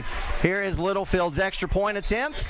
It's up, and it is good. Tie ball game with 52.6 seconds left to go in the first half. Kingston 7, Loudon 7 on your OEB Law Game of the Week. Energize your home with natural gas from ORUD, your affordable energy choice. See all the ways natural gas can improve your home by visiting one of the ORUD showrooms in Oak Ridge or Kingston. New gas appliances run more efficiently. They provide hot water when you need it, precise heat control for cooking, and can dry clothes in about half the time. Comfort you can feel. Savings you can use. ORUD Natural Gas. Getting set for a Davis Funeral Home kickoff after Kingston drives 97 yards down the field and puts it in the end zone to tie this game up at 7. Davis Funeral Homes with 2 locations to serve you, Harriman and Wartburg. You can find more information at davisfuneralhomes.com. Here's Littlefield's kickoff. It is a high spinner. Oh, that's in the end zone. This is in the end zone for a touchback, and Loudon will start this drive at the 20 with 52.6 seconds remaining in this first half. So is Loudon going to try to run a 1-minute offense here? I think so. I think Kingston better get ready to I don't say play prevent, but you're going to play a little deeper than you normally would to try to contain, because it looks like Loudon's going 5 wide here. Now remember, Kingston won the toss, deferred to the second half, so the Yellow Jackets will get the ball to start the second half here. And yeah, this is Scrivener in the backfield all by his lonely. Drops back to pass. Throws the check down. Yep, gets somebody under, and driven out of bounds is Xavier Dills. Yeah, that works. And the clock's still running. Oh, okay. Come on, John. 39 seconds. Leonard just restarted the clock. First down, Redskins from their own 31. Well, I thought it was out of bounds. Timeout. So the Redskins going to have to use a timeout here. This should be their their last of the half. This timeout brought to you by Patterson's Appliances. Hiring now for sales, delivery techs, service techs. Find them on Indeed to apply. On-Site Care in Kingston is accepting new patients. Nurse practitioner Candace Templeton has over 25 years of healthcare experience in offering management of chronic care conditions. On-Site Care offers free sports physicals for established patients. Plus, On-Site Care offers hormone replacement therapy with compounded pellets. And now On-Site Care welcomes Darren Wright, a board-certified family nurse practitioner who will be accepting new patients. Call 865-285-9588 to schedule an appointment at On-Site Care. And here's the Chuck Fleischman replay of the last play as Scrivener went to Xavier Dills underneath. And see how the end of this play happened. Yeah, he's out of bounds. He's definitely out of bounds. That's the official's trying to put.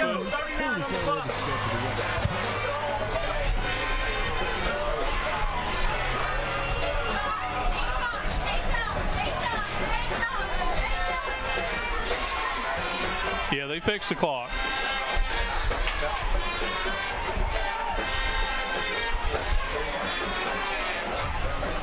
But Loudon had to use the last timeout. Kingston's 3 deep here. They're not going to get behind them. Or at least they shouldn't get behind them. Yeah, they say it like that. Yeah, famous last words, right? Yeah.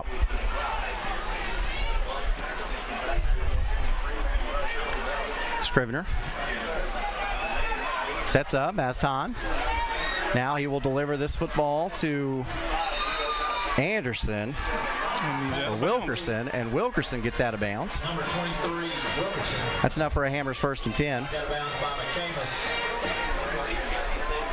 Ball spotted at the Loudon 46. First down, Redskins. I think he's going to try to get to the Kingston side of the 50 and then take shots at the end zone. With the time he's got left, that's a pretty good strategy. I had a painful memory come across in the Facebook shorts, or whatever they call those, the reels or whatever. Right. It was Felipe Franks throwing it behind the Tennessee secondary with no time on the clock to win that game. So you say, yeah. You shouldn't. The defense shouldn't let the offense behind them, but Scrivener throws this pass. It is incomplete. Scrivener's pass. Trying to get it to Kelso there. Kelso. And that'll make 2nd and 10. 2nd and 10. Ball at the 46-yard line of Loudon.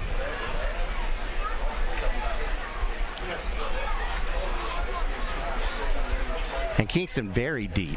Yeah, Kingston is looks like they're in punt return formation. Linebackers are what, 10 yards deep? That's what it looks like, yeah. Yeah, right at it.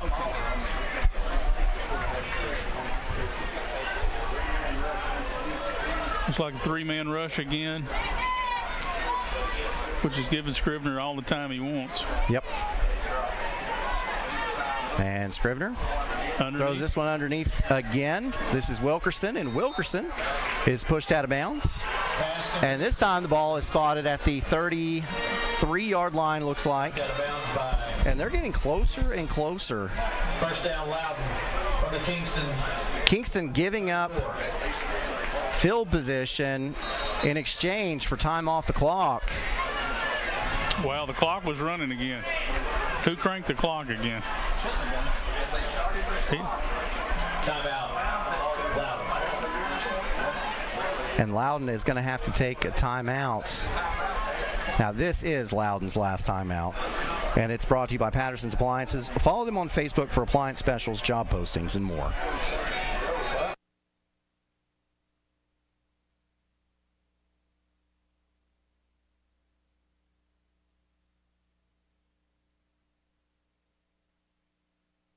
Pre-planning it makes the process just so much easier for the family. It relieves them of having to make some difficult decisions at a bad time. I've made arrangements with hundreds of families that I have never had a family come in and say, gee, I wish Mom hadn't have done this. Pre-planning, I think, is one of the best things you can do for your family, just to alleviate those concerns. And back to OEB Law Game of the Week. Just 9.9 seconds left in this first half. Ball at the 34. Hammers 1st and 10 for the Loudon Redskins. Again, Scrivener, empty backfield. Drops back to pass. Has forever to throw. Now he's brought down. Oh, my goodness. Whitehead rips his face mask off. Quarterback Scrivener tackled by Whitehead. Flag on the play. Wow.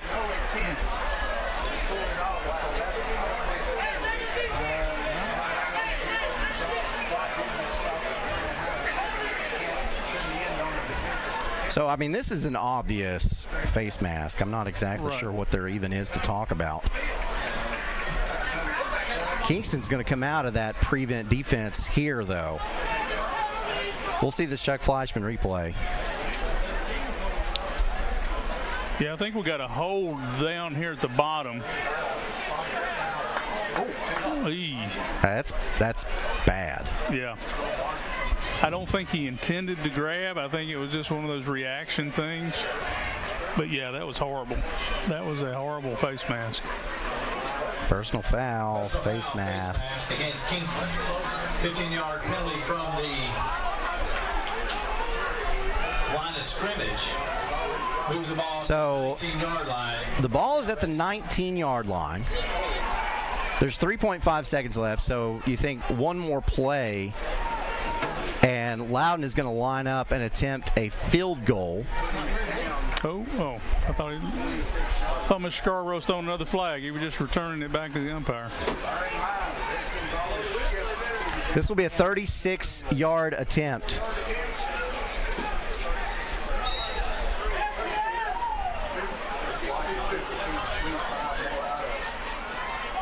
Gio Gonzalez.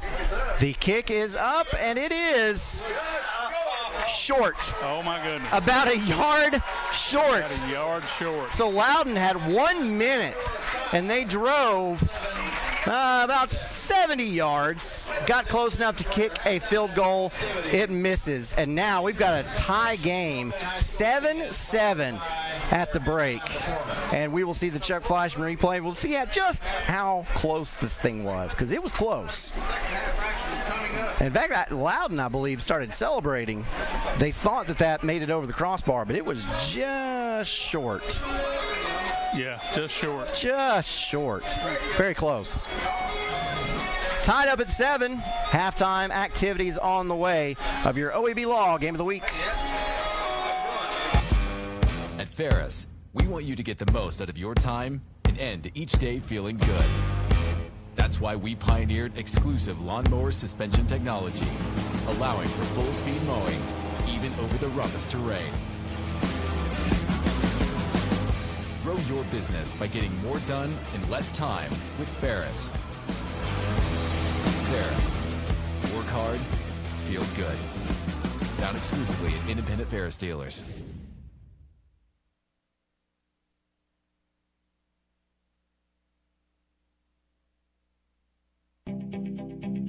At OEB Law, our home is your home. And your family is our family. And down here, family takes care of family. Giving back and helping out whenever needed. OEB Law is proud to be from East Tennessee. OEB Law feels like home. Daniel Forrester has been trusted by Anderson County families for nearly 2 decades. Daniel has appeared in Anderson County Chancery, Circuit, Sessions, and Juvenile Court thousands of times over the past decade. A Rule 31 mediator, Daniel has been trusted to mediate hundreds of cases across Anderson County. A community leader, Daniel has worked closely with local officials to make Anderson County a better place. A conservative and dedicated husband and father, Daniel's faith has shaped his character and integrity. On March 5th, vote Daniel Forrester for Anderson County Chancellor. Kathy Mae Martin has been making real estate dreams a reality for over 3 decades. Buying or selling real estate is one of the most important decisions you'll ever make. Choosing the right realtor is next. Thinking of buying or selling? Call Kathy Mae Martin at Coldwell Banker Jim Henry & Associates for all your real estate needs. Rest assured, with Kathy's knowledge and experience, you will be on the winning team.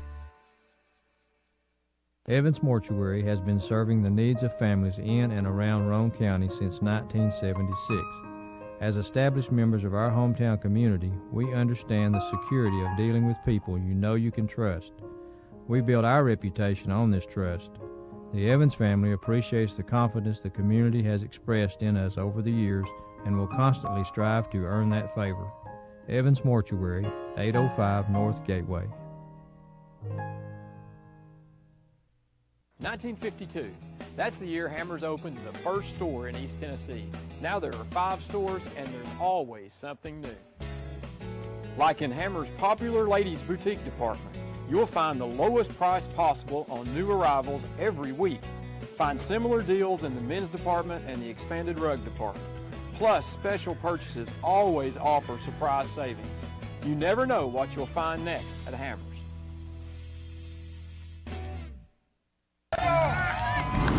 Here we go, Billy. Swing hard. As your local agent, I know you. I know every Saturday your son Billy plays Little League. We sponsor his team. And we know you love parking way too close to the field. That's why we tailor a unique policy for you and your car. Because sometimes something from out of left field can literally come from out of left field. That's simple human sense. Ask Griffin Insurance Agency in Kingston if auto owners make sense for you. Plans to attend ETSU and major in biology. Diana Jones McCarter, daughter of Bonnie McCarter. Diana plans to attend ETSU and major in psychology. Ireland Beaubier, she plans to major in engineering at a 4-year university. Heather Hastings, daughter of Jason Hastings, she plans to major in social work at ETSU. Josie May, daughter of Kathy Terry and Jeremy May, she plans to attend ETSU and major in psychology. Katie Melhorn, daughter of Mitchell and Sarah Melhorn. She plans to attend the University of Tennessee and audition for the Pride of the Southland Band. Mackenzie Rickard, daughter of Amanda Bishop and Marcus Rickard. She plans to attend UT and major in nursing. Addie Campbell Anderson, escorted by Sean Marie Brown. She plans to attend Rome State and major in psychology. Emerson Kimberlin, daughter of Mark and Dana Kimberlin. She plans to attend Tennessee Tech University and major in chemistry.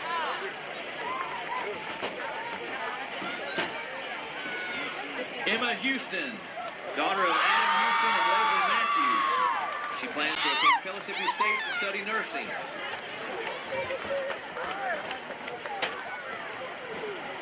Ella Michelson, daughter of Todd and Heather Michelson. She plans to major in business at a four-year university.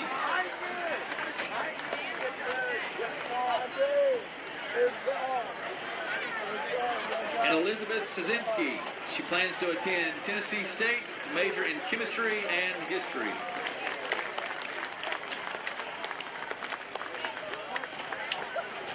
Ladies and gentlemen, please give a warm round of applause and thanks to this year's 2023 senior class for the Rowan County High School Band.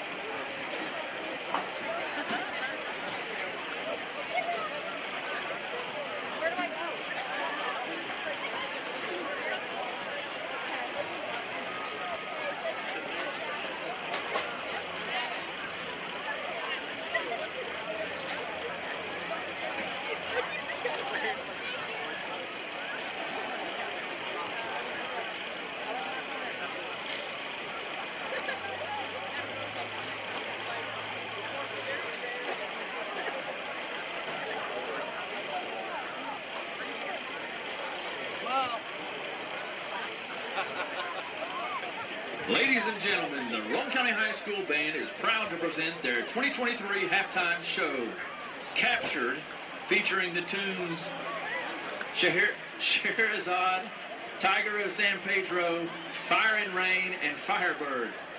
Ladies and gentlemen, the Rowan County High School Marching Band.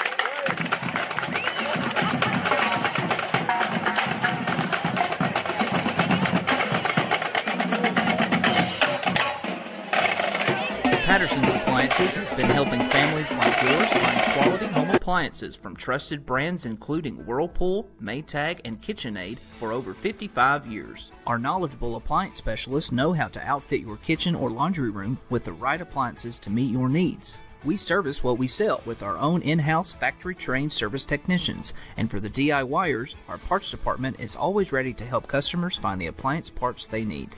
Patterson's Home Appliances, because we care. A college degree can't be earned in just one day, but can be achieved by doing our best together, just one day at a time. From getting a great start with your Roan State Success Coach to learning together in the classroom, accessing free tutoring in the Learning Center, and working one-on-one with your instructors. Together, we succeed, one day at a time. Oh, and free tuition helps. So apply at roanstate.edu now, and let's succeed together.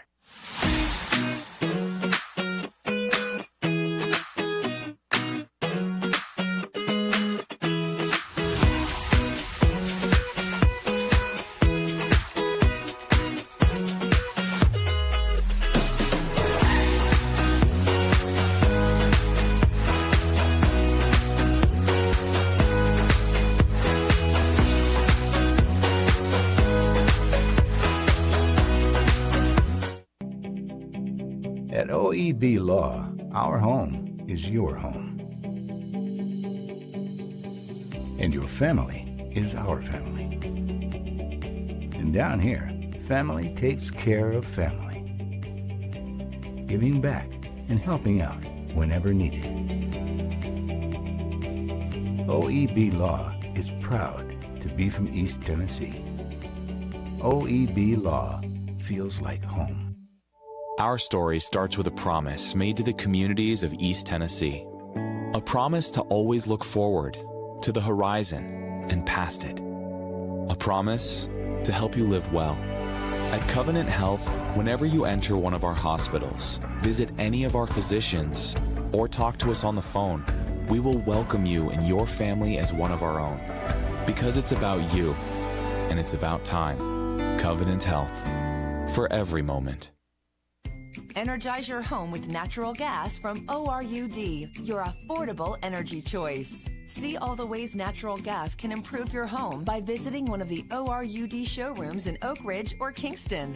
New gas appliances run more efficiently. They provide hot water when you need it, precise heat control for cooking, and can dry clothes in about half the time. Comfort you can feel. Savings you can use. ORUD Natural Gas. On-Site Care in Kingston is accepting new patients. Nurse practitioner Candace Templeton has over 25 years of healthcare experience in offering management of chronic care conditions. On-Site Care offers free sports physicals for established patients. Plus, On-Site Care offers hormone replacement therapy with compounded pellets. And now On-Site Care welcomes Darren Wright, a board-certified family nurse practitioner who will be accepting new patients. Call 865-285-9588 to schedule an appointment at On-Site Care. At Ray Varner Ford in Clinton, we believe in turning moments into memories. From life's milestones and growing families, Ford is there every step of the way. How about a new 2023 Ford Edge all-wheel drive ST, $42,545. 2023 Ford F-150 Super Crew, $53,398. 2023 Ford Escape all-wheel drive ST, $33,939. Local you trust? A new Ford your family can afford. Ray Varner Ford, your East Tennessee Ford dealership.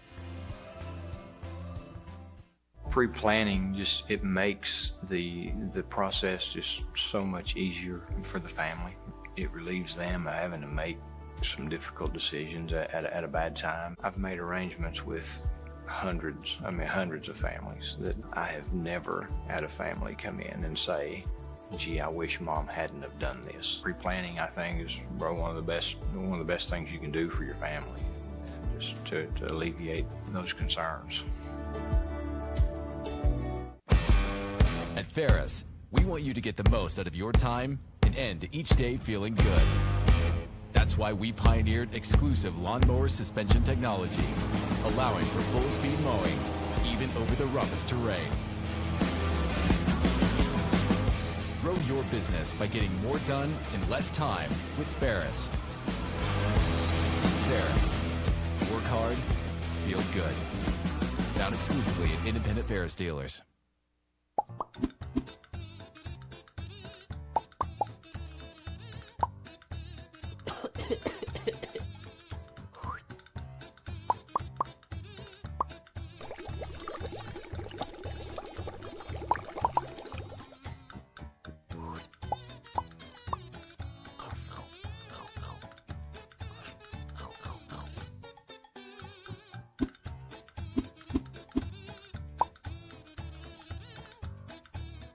Football is back, and OEB Law is excited for a season full of big hits and those nail-biting near misses. If you've been injured, OEB Law will come to your defense. Call OEB Law and turn your wreck into a check.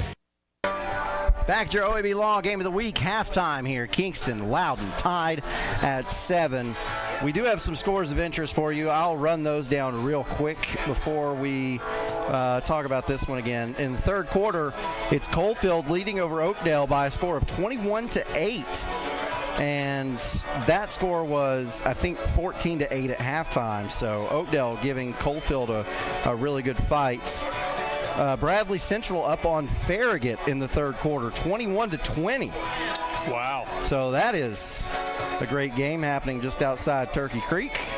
In the third quarter, Oak Ridge leads Knox Central 28-14. Maryville is up on Bearden early in the fourth by a score of 14-7. Close to halftime, last score we had, York Institute up on Oneida 7-0.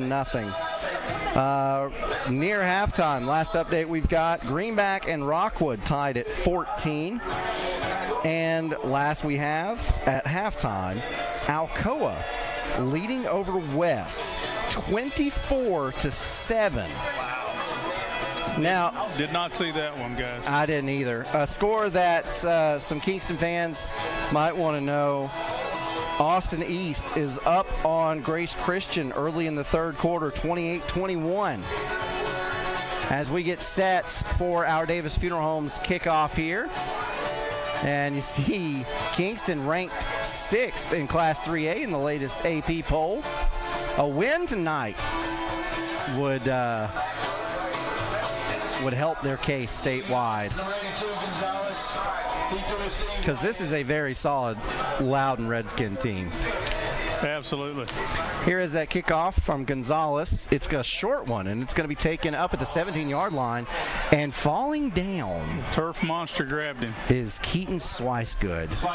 You know, it's a little cooler tonight. I'm sure there's a little dew and condensation settled on the field, and he went to cut and lost his traction.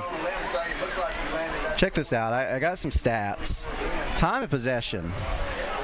Kingston had the ball in the first half, 12 minutes and 1 second, which means Loudon had the ball for 11 minutes and 59 seconds. That's a 2-second difference in time of possession, as both teams basically averaged a quarter with the football. That's that's pretty even. I don't think you can plan it any better. The other stat's pretty even as well, as we've got a stoppage in play here for some reason. Thomas and Houston, your linebackers, corners are Bodie Anderson, Hayden Ripperson, safeties, Seth Henley, and Caden Riding. Not exactly sure what was going on there. Kingston had a lot of momentum going into that locker room. They sure did. Put together a very impressive drive to tie the game. Single back flanking Gettner, now jet motion across from right to left. So here is Gettner. Handoff goes to Kane Ladd. Ladd crosses the 30, gets to about the 32-yard line. Pickup of a good 3. We'll call it 2nd and 7. About 3, yeah. Very base play inside. Chuck Fleischman replay here. Fake the jet sweep. Little trap inside was got 3. You always hope for more. Those plays seldom break for touchdowns, but it's a good positive play on first down. So now Gettner, split backs in the backfield, fakes the handoff and throws this one out. And the ball is low, but they're going to say complete. And that goes to Parker Brackett. And honestly, the officials might have missed a face mask right there. Wow. We'll watch the Chuck Fleischman replay. Here's the replay. Yeah, the ball was low. And short. And did he short hop that? Ooh, I don't know. That's so close. That is so close. But if you keep watching, I don't know. Maybe it wasn't. It was close, though. The play clock has never started, Aaron. 3rd and less than 1. Handoff goes to Hamilton. Tayshawn Hamilton is stopped for a loss. That's huge. Hammered in the backfield. And as you said, the play clock never started. So that brings up a 4th and long 3, and Kingston's going to have to punt this football after having a 3rd and less than 1. Yeah, they slanted or pinched the tackle inside, brought the linebacker scraping outside. Exactly. I mean, they guessed right. You know, every now and then as a defensive coordinator, you guess right. And that's the result. Littlefield on to punt this one away. Oh, they ran into the kicker. That could be a roughing. And there's a flag on this side. Flag down here, too.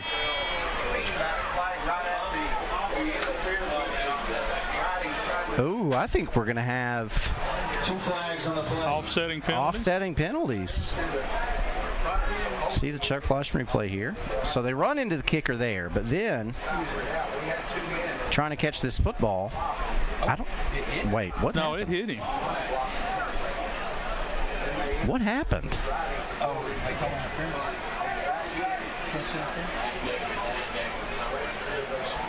I don't have a clue. The flag came out late. I saw the young man fall down, but there didn't seem to be a Kingston player anywhere.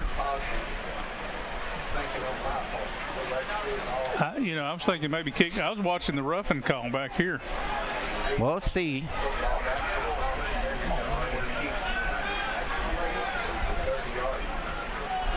Running into the kicker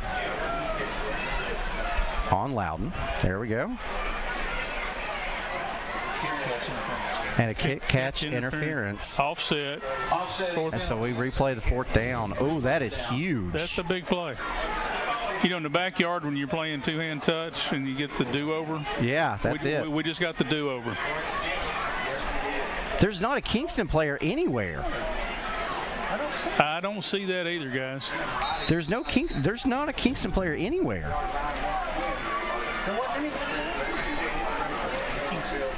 So Littlefield on to punt this one away again.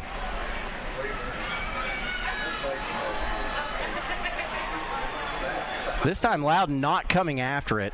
Maybe they should have that time though, because the pass was high and Kingston set to down this football, and they will at the 31-yard line, and that's where Loudon will take over with a Hammers 1st and 10. First down, Loudon. I don't know who interfered with that kick catch. I didn't see a Kingston jersey around that. I didn't either. Yeah, I have no clue. So, Loudon will have its first possession of the game, and this is the best starting field position for the Loudon Redskins. So, well, this one beginning at the 31-yard line. Scrivener in the backfield. Looks like Devine back there with him.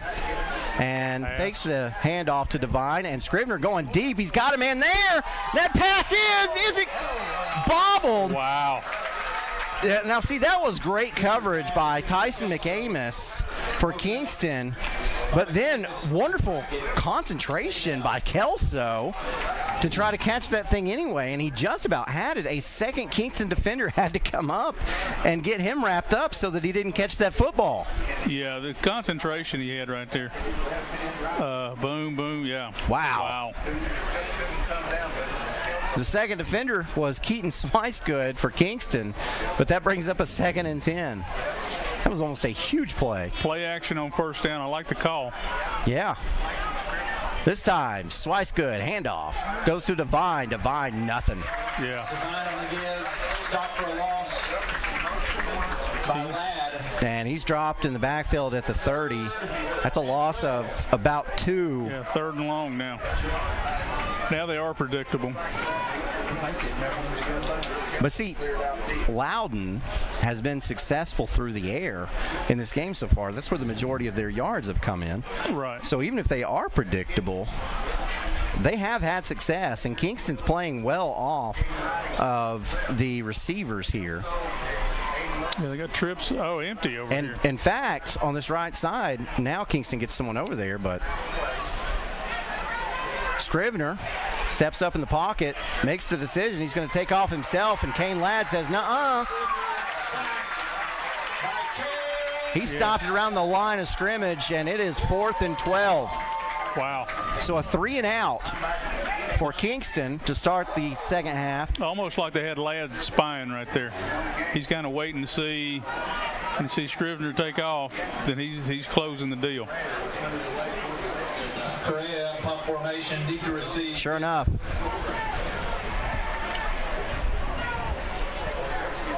On to punt for Loudon again. That is Sebastian Correa back deep to receive for Kingston. Rylan Gettner. Snap. Punt is up in the air.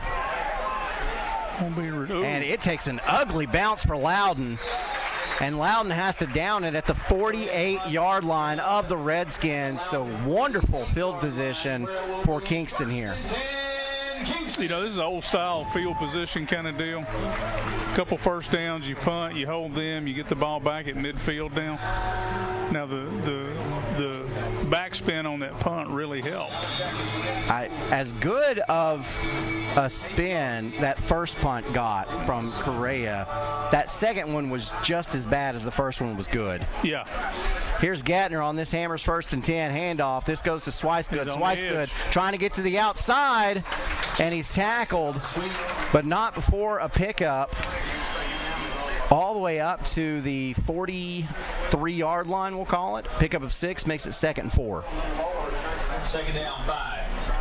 Yeah, again, Kingston trying to get to the edge. Now, when they've got it, when they've gotten the edge, of course, they've had success, which makes sense. They needed one more blocker right there. Gattner with Whitehead in the backfield beside him.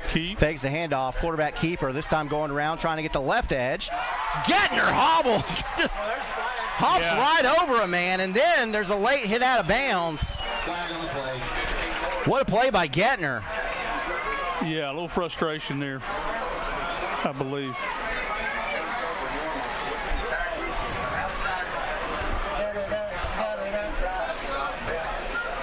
Yeah, that's a highlight reel right there.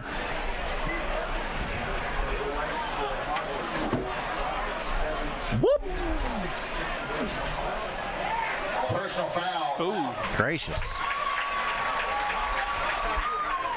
Add 15 to that. 15-yard penalty from the end of the run.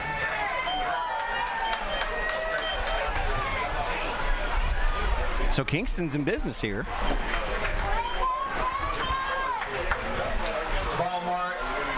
See where they spot it. They're going to spot it at the 18-yard line, and that's where Kingston has a Hammers 1st and 10. Gattner again, Whitehead to his left. This handoff does go to Whitehead, and he will be ripped down from behind. It almost looked like a horse collar to me. Mr. Scarborough was looking right at it. I guess he didn't pull him down. Well, let's see where he was grabbed. 16. Yeah, that's... I don't know. Loss of about 6 makes it 2nd and 16. Gattner this time has Ladd beside him. Ladd will get the handoff. He spins out of his first tackle and gets inside the 25 for a very short pickup, and that'll bring up 3rd and long. Again, though, as Kingston faces a 3rd and long here, they are probably close to field goal range for Connell Littlefield. Yeah, I think, a field goal can be huge. Loudon missed that one right at the end of the half. That may be a difference in the game tonight. Points have been really hard to come by. This time Swicegood and Ladd in the backfield. Gattner takes a snap. Gets the ball out to about the 19-yard line. That pass is complete, but no more there for Braden Rivers. 4th down. And it's 4th and 11. And Kingston will send the field goal unit on. Littlefield will have a shot to give Kingston its first lead of the game. Connor Littlefield to attempt the field goal. This will be a 36-yarder from the left hash. He's lining it up. He's got plenty of leg. He does. Snap, set, kick is on the way. This kick is, it's good. That would have been good from 45. Conan Littlefield knocks the field goal through, and Kingston has its first lead of the game. It's the Yellow Jackets by a score of 10-7 over the Loudon Redskins with 4:52 left to go in the the 3rd quarter here of the OEB Law Game of the Week. At OEB Law, our home is your home. And your family is our family. And down here, family takes care of family. Giving back and helping out whenever needed. OEB Law is proud to be from East Tennessee. OEB Law feels like home. Daniel Forrester has been trusted by Anderson County families for nearly 2 decades. Back to the OEB Law Game of the Week. Conan Littlefield on to kick this Davis Funeral Homes kickoff. Davis Funeral Homes, 2 locations serve you. Harriman and Wartburg. Go to davisfuneralhomes.com for more information. And this is a line drive that goes into the end zone. That is a touchback, and Loudon will take over at the Redskin 20-yard line, now trailing this game by a score of 10-7. It'll be interesting to see how Loudon responds now. It's the first time they've been trailing the ball game. I anticipate they're going to throw the ball a little more. The first series, they had a lot of success throwing the ball. Really, that first half, they threw the ball very well. Scrivener was 7 for 9 for 118 yards in that first half. There you go. So I wouldn't be surprised at all to see them try to throw a little bit more, as you said.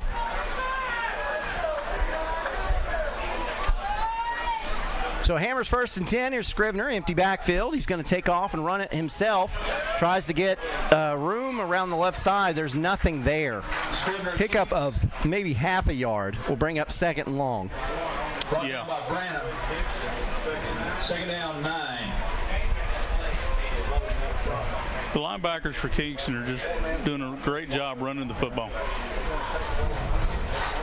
Ladd right there shuts it off the front side. Turns it back in, and then from that defensive tackle position again, it was Micaiah Snell. Snell unblocked again, came into the backfield, and then chased that play down from behind to clean it up after Ladd forced it back inside.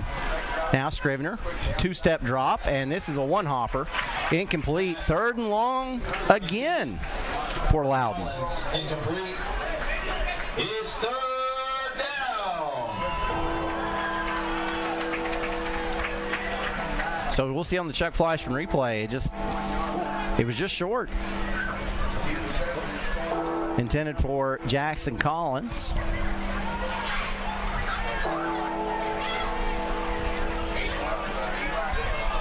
Now Scrivener again, empty backfield. He'll send 3 wideouts to his right.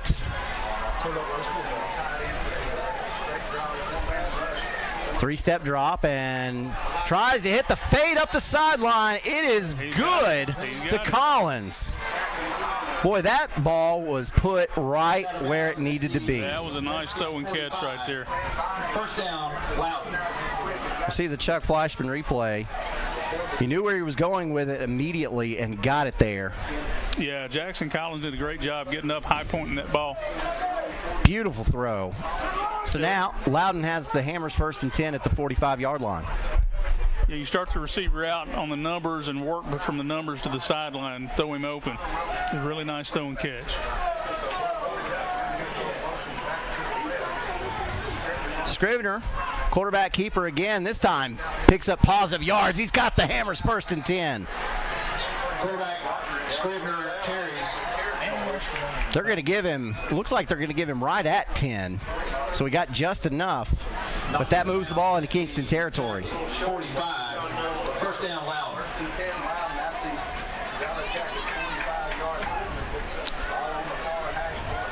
Yeah, shifting the number 10 running back over gave them that extra blocker right there. That was a nice adjustment.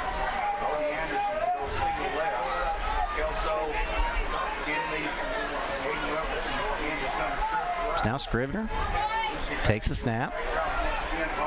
And now he's going deep the right sideline, and it's double covered. Nothing is there. That'll bring up 2nd and 10.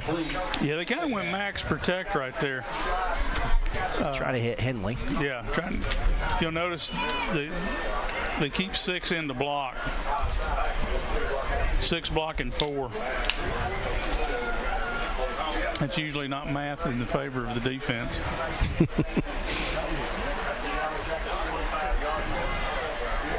Somebody's got to carry the load.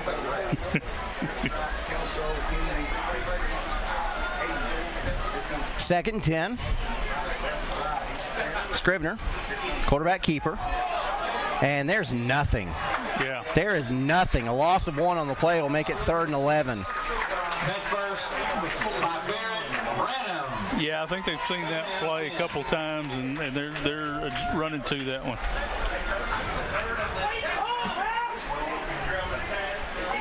See the Chuck Fleischman replay here.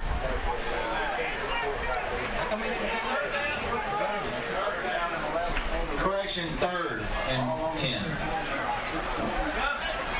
So now 3rd and 11. Yeah, long and 10, short 11. Less than 10 on the play clock. In fact, it's down to 5. It's down to 3. It's down to 2. Scrivener takes the snap. Looks. Good pressure. Now he's under a lot of pressure, and he will be gobbled up and sacked. Wow. Micaiah Snell. And there's a flag on the play. Great pressure inside.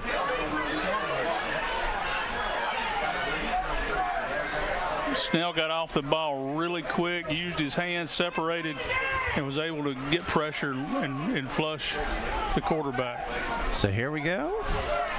They are going to wave the flag off. All right, so I think, Brad Jones, we were talking about this together just a second ago. We think that maybe they were going to call an excessive celebration, possibly. Boom. As you see, Snell just manhandled whoever was assigned to block him. Yeah. And then if you watch here on the Chuck Fleischman replay, he gets up and he beats his chest, and then that flag comes. But they decided not to call that.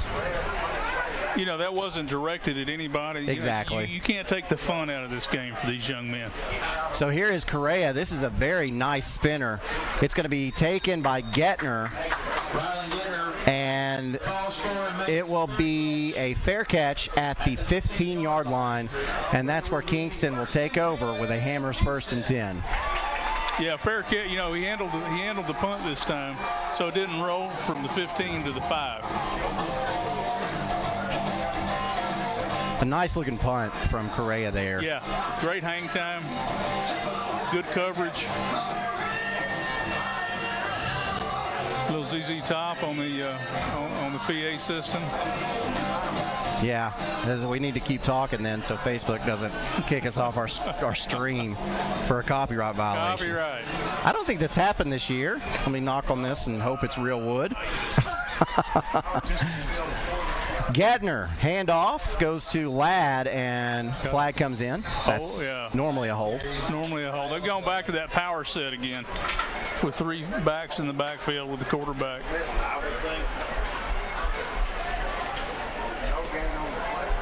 One of those up backs is actually, I think, a guard. Kingston.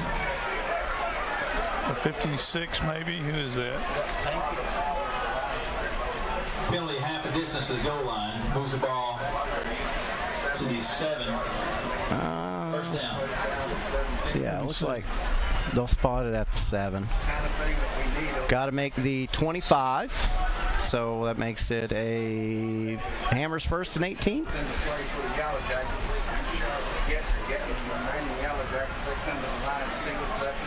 And now you got that loaded backfield again, like you alluded to. Handoff goes to Ladd. Ladd looking for room, not much there. Yeah, I think Loudon wants them to run inside like that. Looks like got up to the 9-yard line. Maybe a pickup of 2. 53 is that extra back. And Ray, Zion Ray.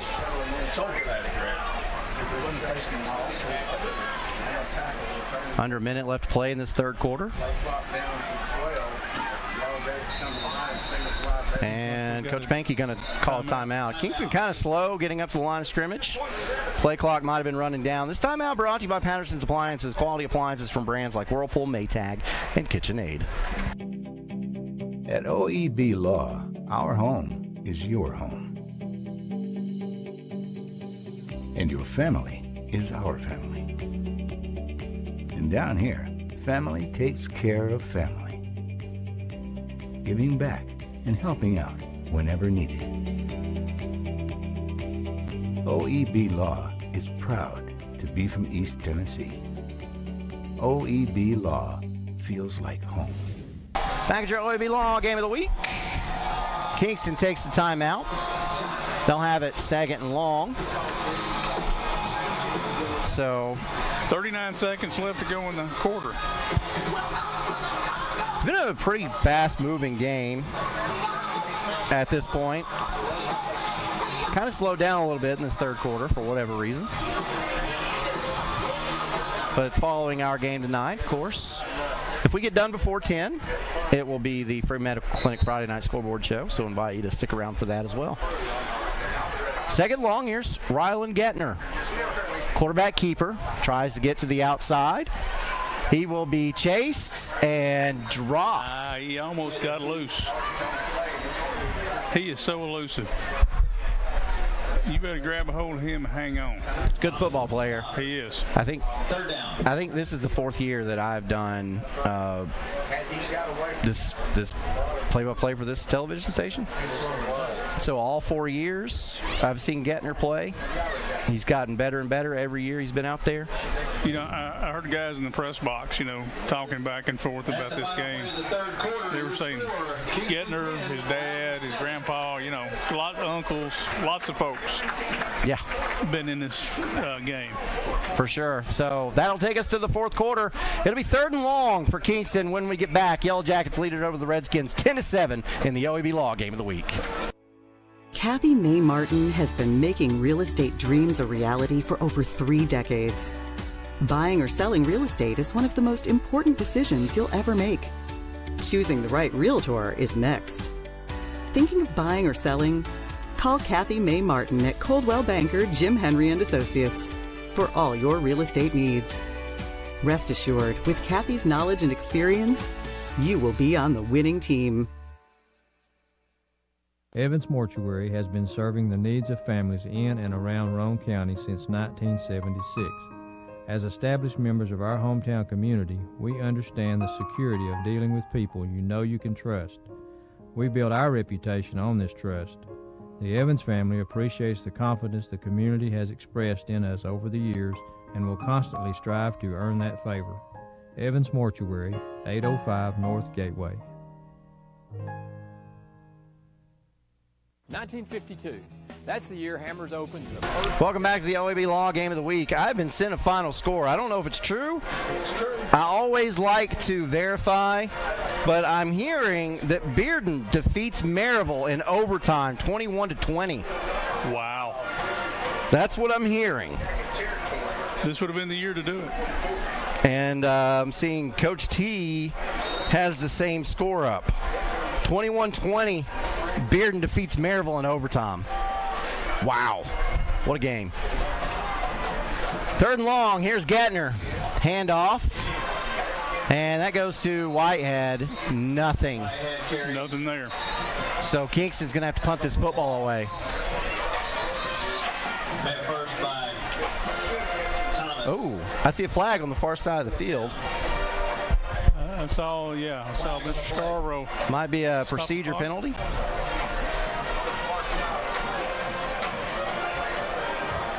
That's what it is. Illegal procedure, Kingston. Loudon will undoubtedly decline this thing. That shot right there shows you the gaps that they're playing inside there with their line splits. Penalties declined. We need to get you one of those pins. The illustrator? Yeah, so you can circle that for us.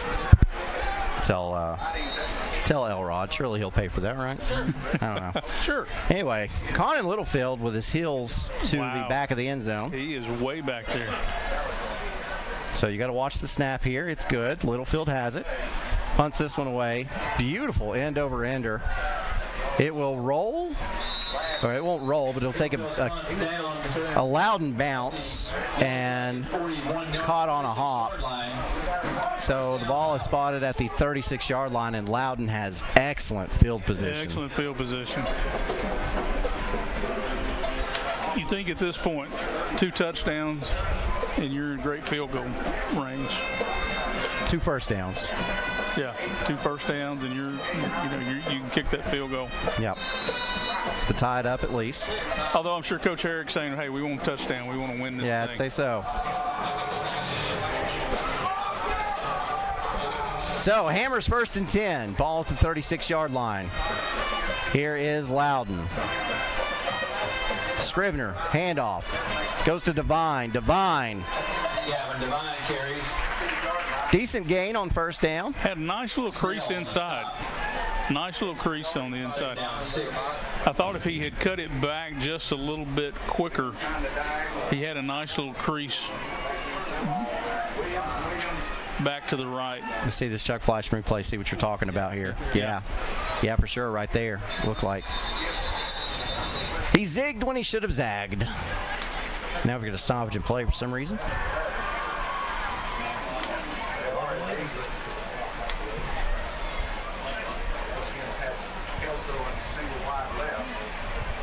I'm not sure what's going on. I think they're looking at the clock.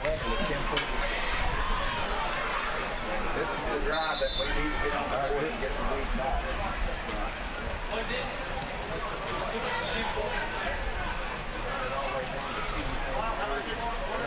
So that's what they're discussing, the clock. Yeah, we've had some timing issues tonight.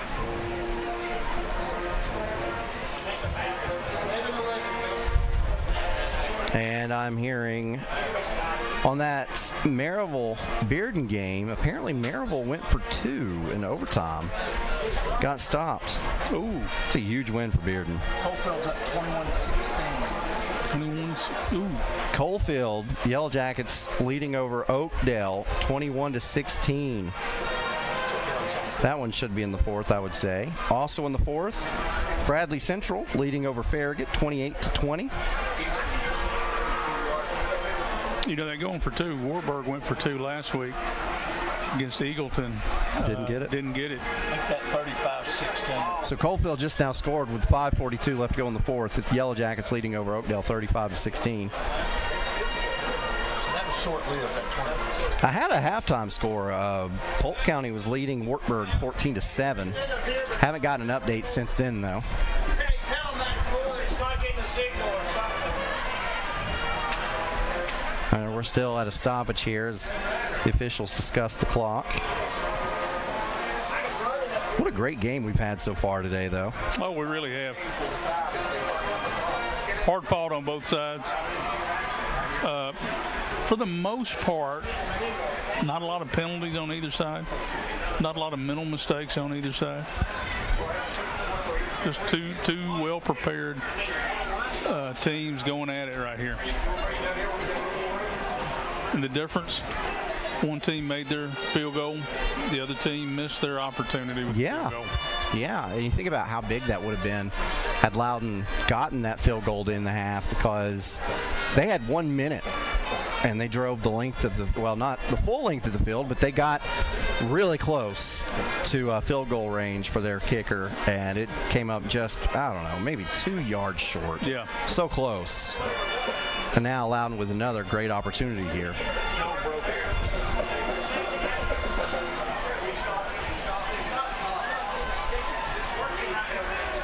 So we're hearing from inside the press box. We're getting the rest of the story.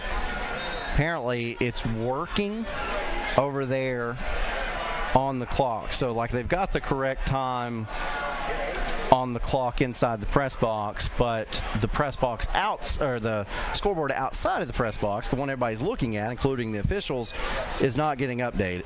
It's not getting the signal is what we are hearing. So I don't know if they're going to keep it on the field or what the deal is, but we are going back to play. So here is Scrivener. Under pressure. He will let this one go, and another one hopper. This time he was trying to find Aiden Wilkerson. And that'll bring up 3rd and 6. Yeah, initially he sits back. There's not much there. Pressure comes from his backside. He starts moving. And Scrivener probably could have run that and gotten close to the first down at least. Yeah, the original RPO, right? Roll out, and if nobody's there, run it. If they come after you, throw it. And now we've got another stoppage in play. Timeout. Technical clock difficulties.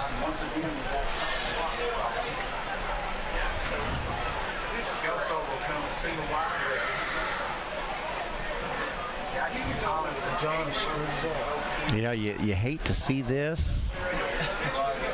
You know, really breaks up the flow and continuity of the game. Exactly. Yeah, you hate it for both teams.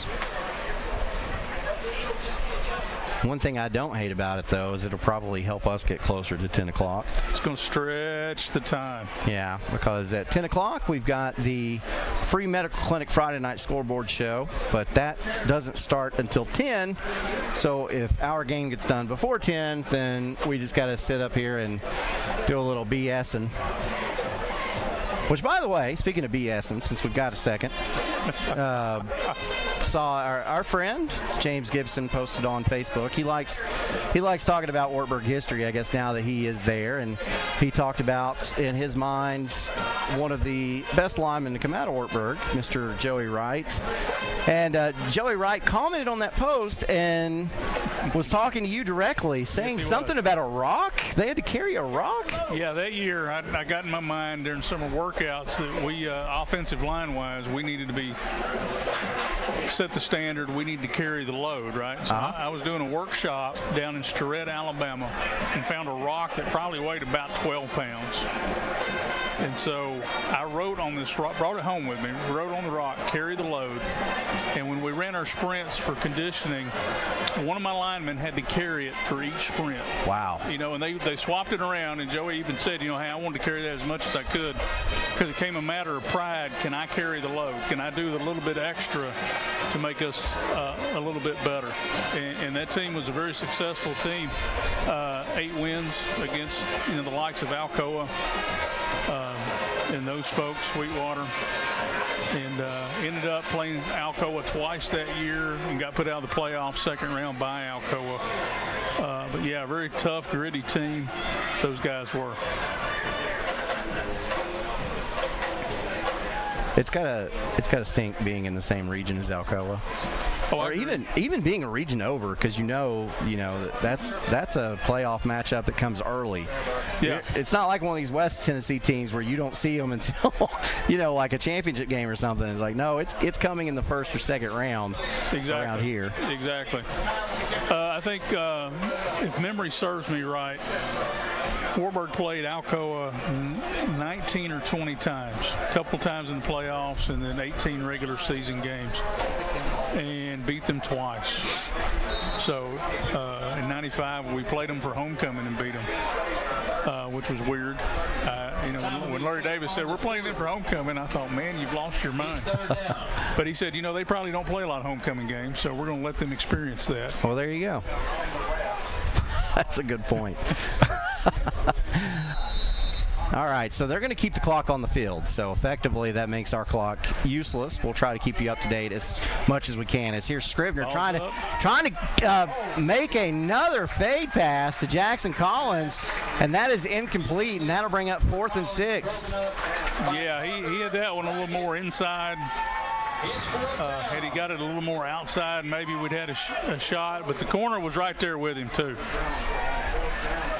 So we'll see this Chuck Fleischman replay, see exactly what happened. But yeah, stride for stride. That could have been possibly interference. Well, in high school, you don't have to look back and make a play. In college, it hits him in the helmet. Yeah, watch it. It hits him in the helmet. I'm just wondering if Collins slowed up, and then for Kingston on the coverage, that was Tyson McAmis. If McAmis pressure and Scrivener throws this one at the last moment as he was going down, and that ball is incomplete. So Kingston will take over. And that was Loudon's kind of in a weird part of the field there. Like, you don't want to punt it and risk it going into the end zone, because then you're not really gaining much there. And you don't think that you can kick a field goal, so you might as well just go for it.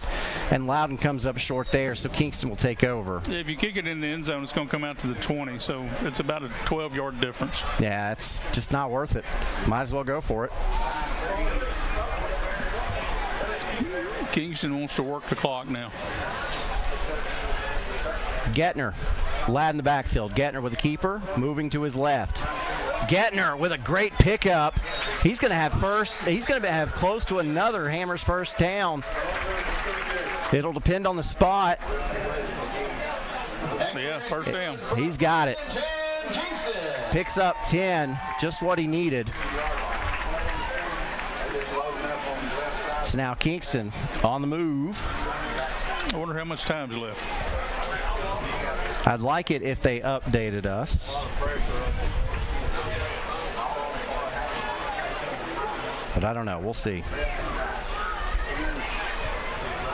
Okay, now we got loaded up to the right and same play to the right. Yep, Gettner with a keeper. Tries to get the outside. He does. Crosses the 45, and he's run out of bounds at the 47.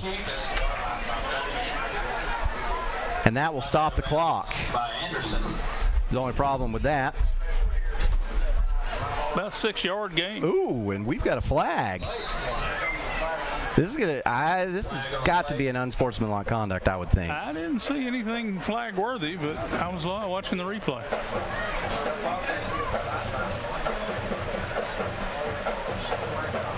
Dead ball. Unsportsmanlike conduct. Oh. On Kingston. I think it was because the coach was far out on the field. I don't know, but that is... I would like to see an explanation there. That's what I noticed. There was a Kingston coach that was about 6 yards out onto the field, and as he turned around to walk off, that's when the official threw his flag in that direction. Oh, okay. I don't believe we'll be able to see it on this Chuck Fleischman replay.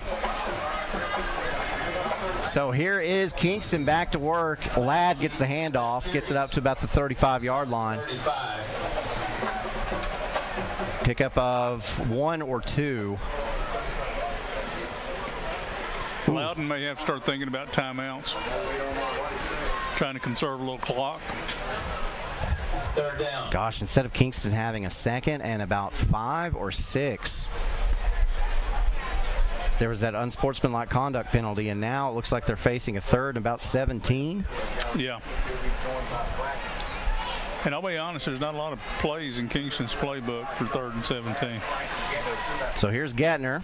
Fakes the handoff to Ladd. Now Gettner going to have to reverse his field and throws it out to Ladd. And Ladd is knocked out of bounds at about the 42-yard line, which is close to the original line of scrimmage. And that'll make it about 4th and 10. So it's Chuck Fleischman replay. I don't think Gettner wanted to go that way, but no. Fortunately, he had Ladd leaking out of the backfield. That was making the best of a bad situation right there. So Caden Ridings is back deep for Loudon, and Conan Littlefield is set to punt this one away.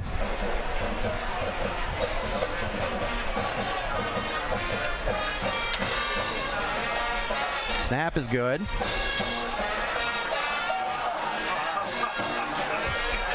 And that takes a Kingston bounce.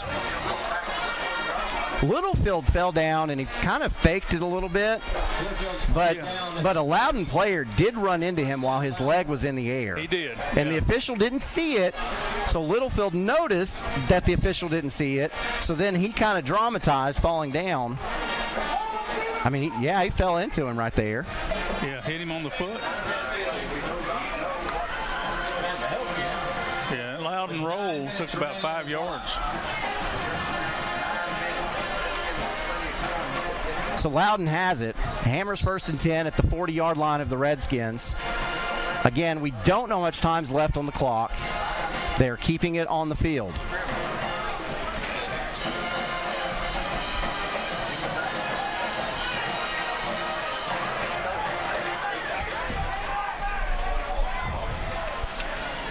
Scrivener takes a snap, 3-step drop, lets this one go. The pass is complete.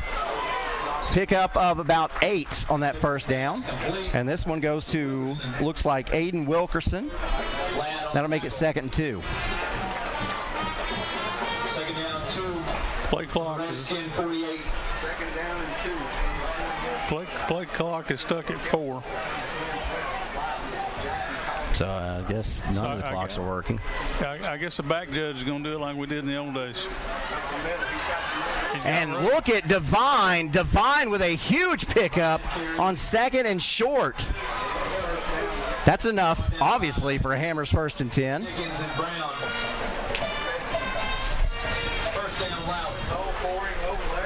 Yeah, that was a nice run.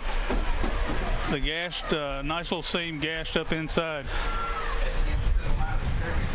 So now Loudon into Kingston territory, just like that. Scrivener with Devine to his left. Takes a snap, immediately throws it outside. This is complete to Collins, and Collins is stopped right there. Maybe a pickup of 3. Yeah.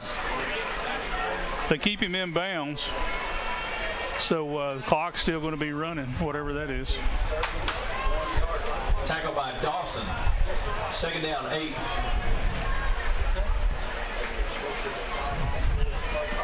Who knows?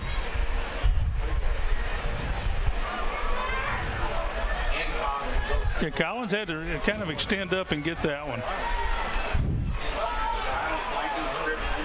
Scrivener takes the handoff. He'll keep it himself.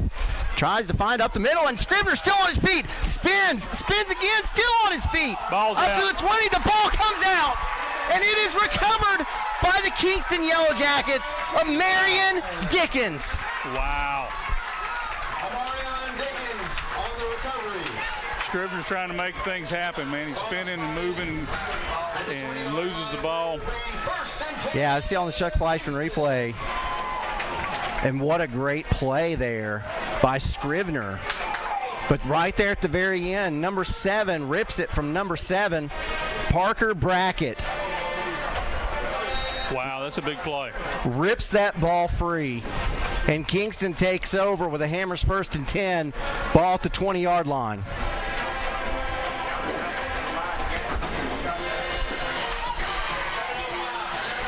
Split backfield. Gettner keeps it, and now he's going to pass it out. This goes to Brackett.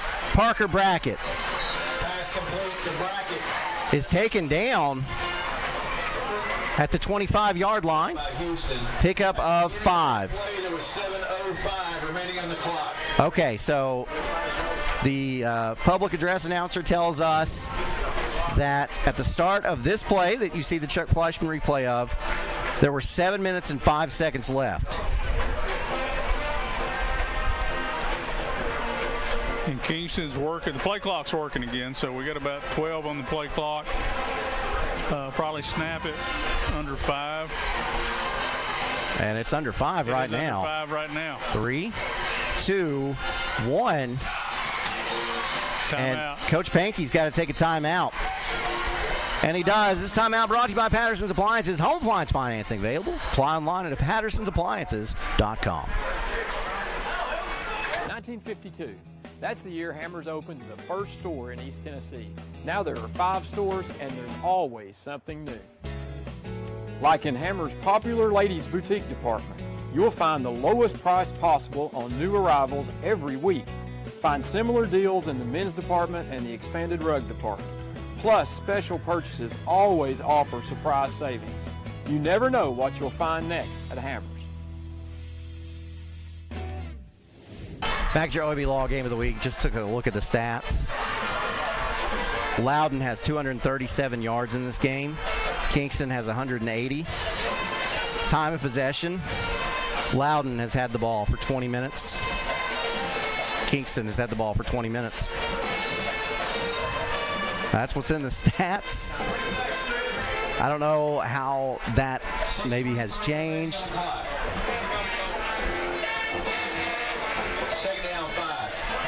How much did they say was remaining on the clock? I didn't hear. Did they say? It's 6 something. I don't know. Coach Shoemaker's going to try to keep time best he can as Whitehead gets the carry. And Whitehead is surrounded. And he is brought down around the 20-yard line. That's about the original line of scrimmage. And that makes it 3rd and 10.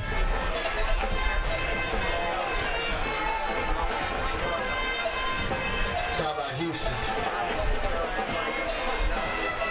So now Kingston again.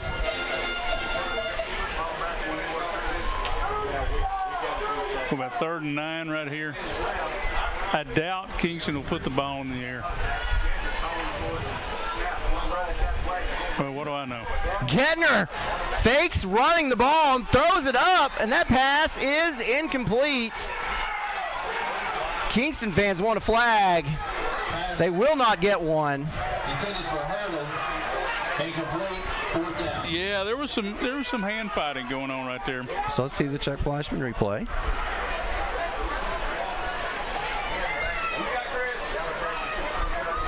Yeah, there was a little more than hand fighting. Yeah. It looked like a box out to me. So Conan Littlefield has to come on to punt this one away. And then back deep to receive for Loudon, Caden Ridings. Littlefield stands at about his 7-yard line.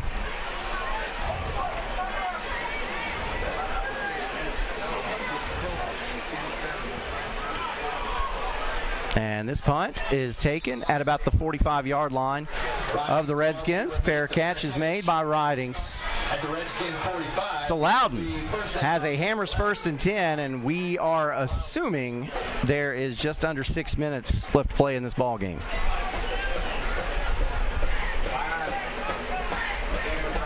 Best guess scenario right here.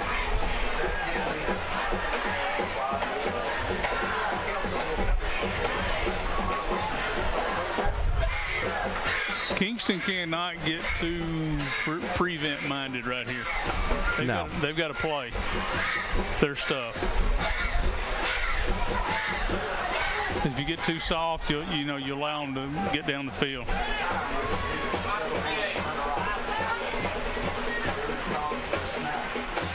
Scrivener takes the snap, passes it out. This pass is complete. And the ball comes out again! Loudon able to recover it, though.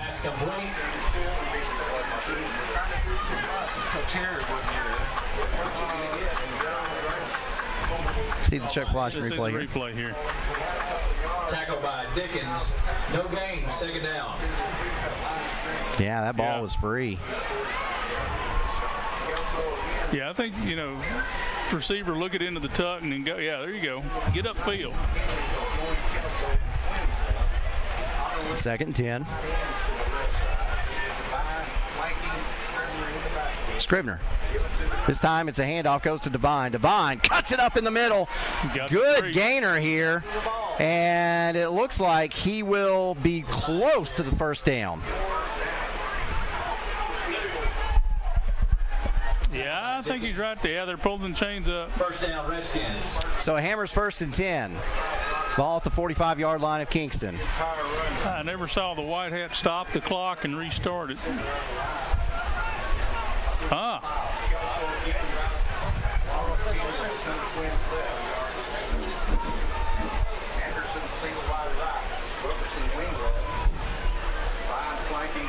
Now this Hammers 1st and 10. Scrivener drops, passes down. That pass is incomplete. Pass intended for Hensley. Intended for Seth Henley. Brackett defending. Yeah, Brackett came up and laser focused on that one. Pass a little bit too high. Protection was good. Little 3-step drop. A lot of green grass there. If he could have caught that and broken that one tackle, he had a lot of room behind that.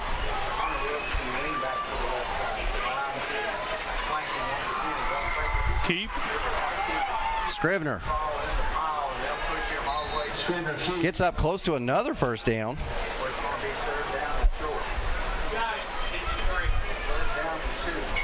Stop by Ray.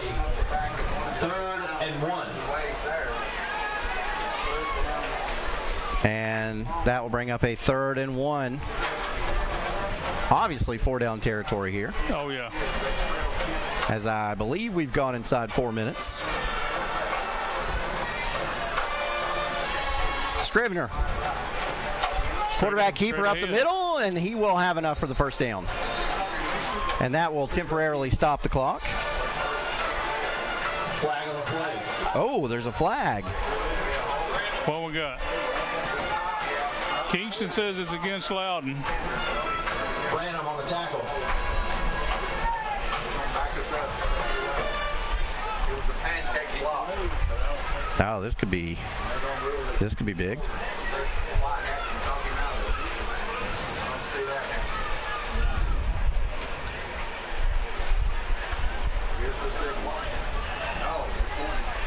Dead ball, personal foul on Loudon. Result of the play will be a first down. Okay, so they called a dead ball penalty on Loudon. You see the Chuck Fleischman replay. Let's see.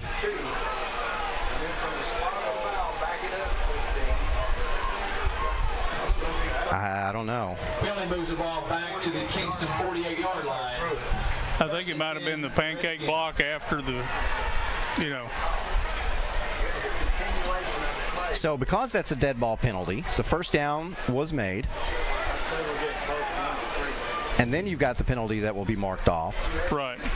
So it is a Hammers 1st and 10. There's 3:16 remaining in the game. All right, so there's 3 minutes and 16 seconds left to go in this game.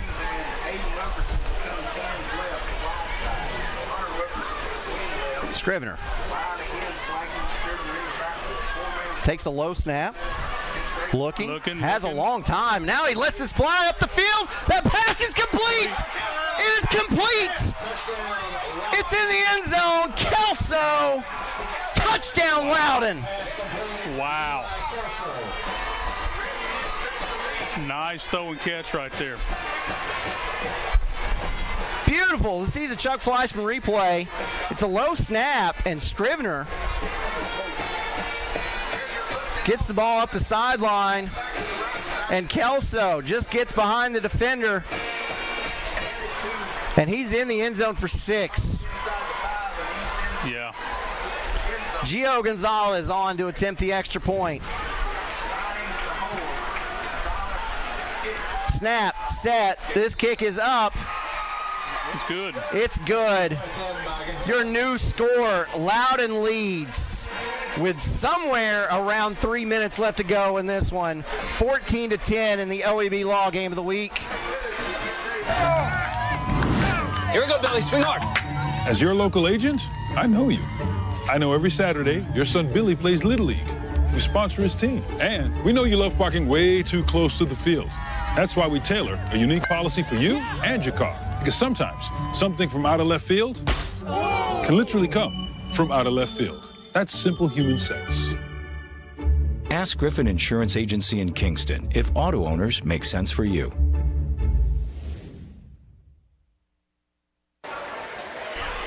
And back at the OEB Law Game of the Week as we see the player hopefully just cramps. Patterson's Appliances has been helping families. As we get set for another Davis Funeral Home kickoff.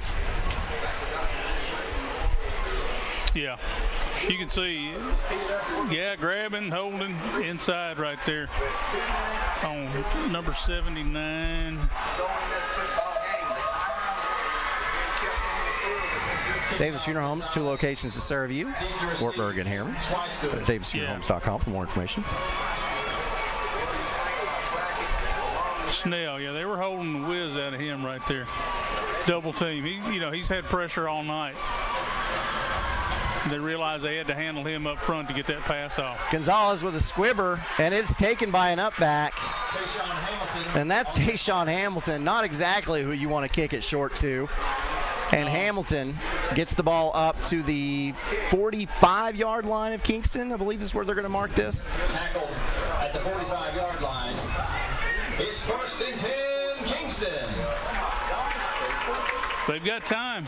They do have time, and they have really good field position. Yeah. Hammers 1st and 10. Gettner with Ladd in the backfield with him, 2 wide receivers either side. Gettner takes the snap, 3-step drop. He's looking. Now he's going to take off himself.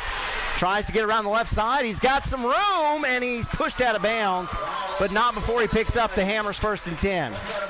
So Kingston in Loudon territory. Now the thing is, Kingston has to get into the end zone. A field goal's not good enough now. No, they've got 2:52. What the clock says. That's pretty close to what I've got. So I'm trying to hear updates when they announce it. Got a lot going on.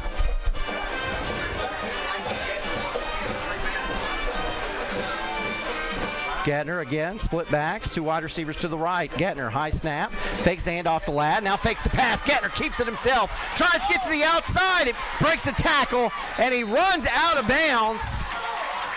And Kingston gets the flag. Wow. Gettner was out of bounds, was tackled by 2 players, and they went ahead and drove him down. I was wondering if the officials were going to call that. And they do, and that's going to get Kingston a little bit closer. You know, that's right on the Kingston sideline right there. Yeah. I'm sure there was a chorus of coaches yelling about that. So, Chuck Fleischman replay. Great play design here. Fake to Ladd, then you fake the pass, then Gettner just keeps it. Breaks the tackle, and then here's the penalty.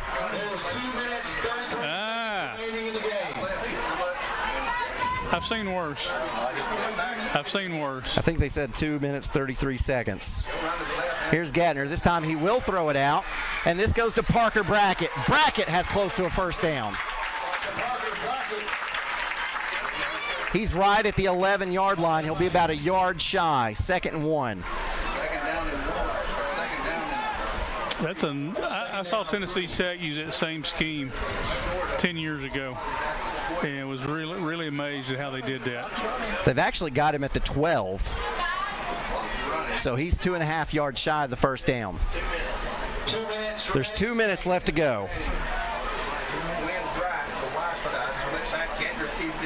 Gettner, handoff. This time up the middle, and it goes to Hamilton. Hamilton has enough for a first down, and that will stop the clock for a second. Stop by Collins. First and yes. A Hammers first and goal at the 6-yard line. Clock doesn't work. We have no idea how much time's left. We know it's inside 2 minutes. Gettner, snap, goes to Hamilton. Hamilton cut down immediately. Gets down to maybe the 5, and now Loudon wants to take a timeout. Let me make sure.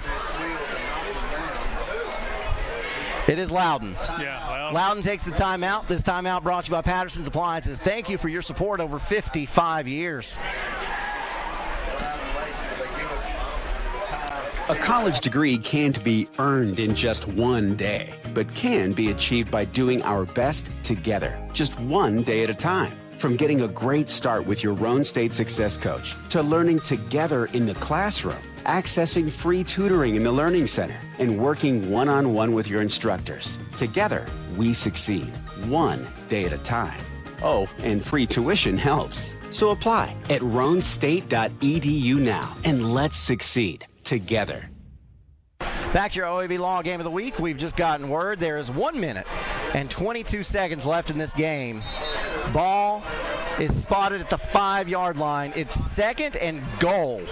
Kingston 5 yards away from the lead. You know, these situations 20 years from now they'll be telling stories about. You remember that Loudon game when we had it 2nd and goal? Gettner takes the snap, keeps it, goes right side, he's got his eyes on the end zone, he's in, touchdown Kingston! What a play, what a play. Unbelievable! Rylan Gettner, the senior, from 5 yards out, gives Kingston the lead. We'll see the Chuck Fleischman replay. Fakes the handoff. Flips in there. Conan Littlefield with a huge extra point now. Yeah, this will make the difference between snap, field goal and set, touchdown. Kick is up. Yeah. It is true. Kingston Lancers, the Yellow Jackets, take the lead 17-14 with just a little bit over a minute left in this game. We'll try to give you an update. This is the OEB Law Game of the Week.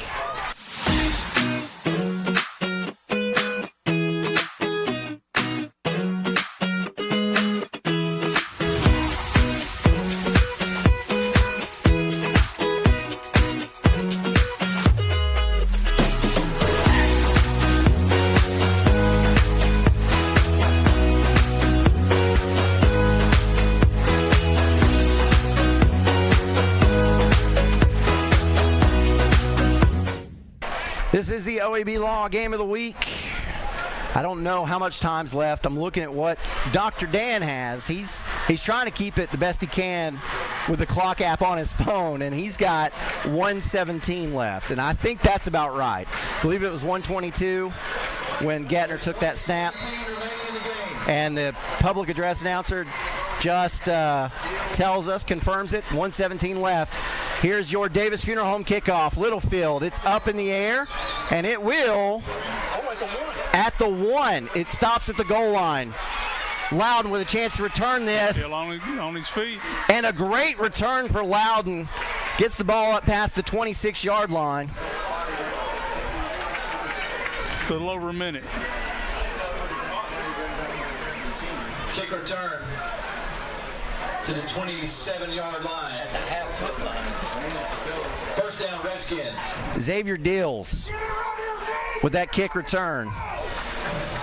That is a great return. Gets it up to about the 27-yard line. Remember, on Loudon's last possession, the Redskins hit about a 48-yard pass for a touchdown. This time, Kingston more in a prevent, but Loudon only needs a field goal to tie this thing up. Scrivener, empty backfield. He does have an H-back, which will line up to the left. 3 wide receivers to the left, 1 to the right. 3-man front. Scrivener.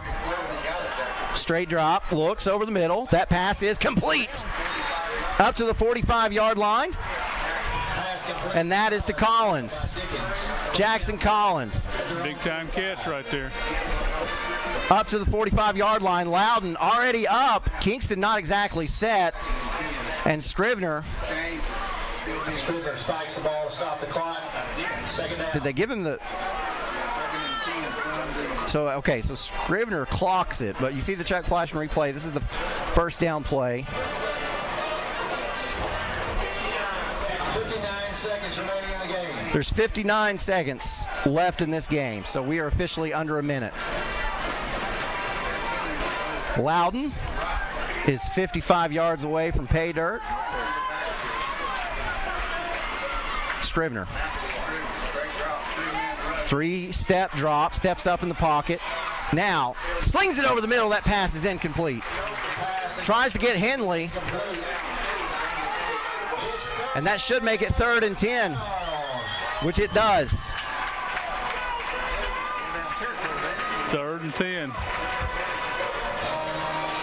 Of course, like Brad just said, this is 4-down territory, guys. So you don't have to pick it all up at one shot right here. And if you're Kingston, just keep everything in front of you. Play clock's at 10. Play clock is at 5. Scrivener takes a snap. 3-step drop. Forever to throw. Throws it over the middle. That pass is complete. And trying to get out of bounds, and doing so. That is Aiden Wilkerson. Wilkerson is into Kingston territory. That's enough for a Hammers 1st and 10. Ball spotted at the 39-yard line. Yeah, this game's everything we expected it to be, guys. Jackson Collins will come single left. Right side, Aiden Wilkerson, Eli Kelso. Okay, he's empty right here. Kingston with 3 safeties deep. Scrivener takes the snap. Looks over the middle. The pass is complete. Up to the 15-yard line. And that is to Eli Kelso. And Loudon sprints up to the line of scrimmage. And Scrivener clocks it. It'll be 2nd and 10. Second down. So remember, Loudon can tie this thing up with a field goal. Ball spotted at the 17-yard line, and Kingston's going to take a timeout. They want to make sure they get their defense correct. This timeout brought to you by Patterson's Appliances. Visit pattersonsappliances.com. Check out the current cash-saving promotions. At OEB Law, our home is your home. And your family is our family. And down here, family takes care of family.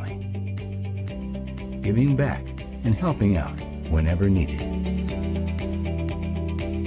OEB Law is proud to be from East Tennessee.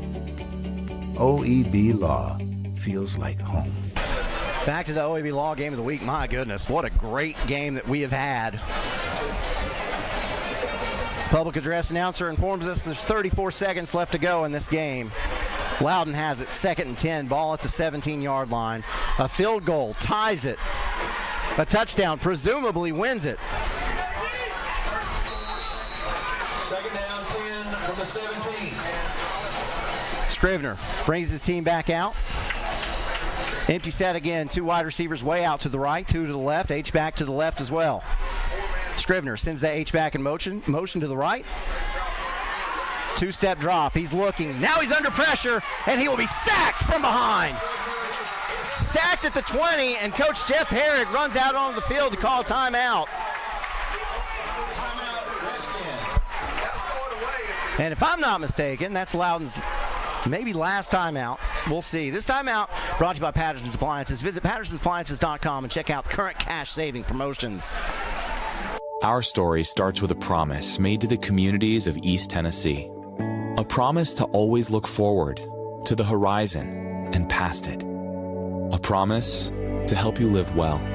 At Covenant Health, whenever you enter one of our hospitals, visit any of our physicians, or talk to us on the phone, we will welcome you and your family as one of our own. Because it's about you, and it's about time. Covenant Health, for every moment. Welcome back to the OEB Law Game of the Week. It'll be about 3rd and 13 for Loudon. 26 seconds remaining in the game. Kingston went to a 4-man front right there, and adding the extra rusher gave them the pressure to get Scrivener off the spot and ultimately get the sack. It's a good defensive call right there. Kingston's defensive line has done a great job tonight getting to the backfield. So, 3rd and 13. Here's Scrivener, 3 wideouts to his right, also an H-back that way. Takes a snap, 2-step drop. He's got forever to throw. Now he's going to have to run out of the pocket. Throws it towards the end zone. That pass is incomplete. That makes it 4th and 13. We figure, I don't know, 6-7 seconds came off the clock there? Yeah. So we got inside 20 seconds. Inside 20 seconds, 4th down. But now that it's 4th down, the clock isn't really as relevant. I guess Loudon can pick up a 1st down and then clock it again. But Timeout. Okay, so Loudon's going to take a timeout here. This timeout brought to you by Patterson's Appliances, small town appliance specialist with big box pricing and a fully stocked warehouse. Energize your home with natural gas from ORUD, your affordable energy choice. See all the ways natural gas can improve your home by visiting one of the ORUD showrooms in Oak Ridge or Kingston. New gas appliances run more efficiently. They provide hot water when you need it, precise heat control for cooking, and can dry clothes in about half the time. Comfort you can feel. Savings you can use. ORUD Natural Gas. This place is juiced. And not because Guns N' Roses was playing. It's just a great game. This could be the ball game. 4th and 13. Loudon going for it. Just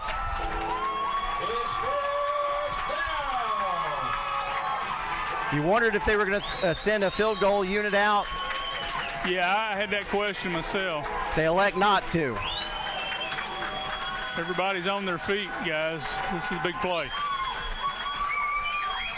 And Kingston on defense needs one more stop. Here's Scrivener. The throw is short. It is incomplete. Turnover on downs. Kingston is going to hold on and win this football game. Wow.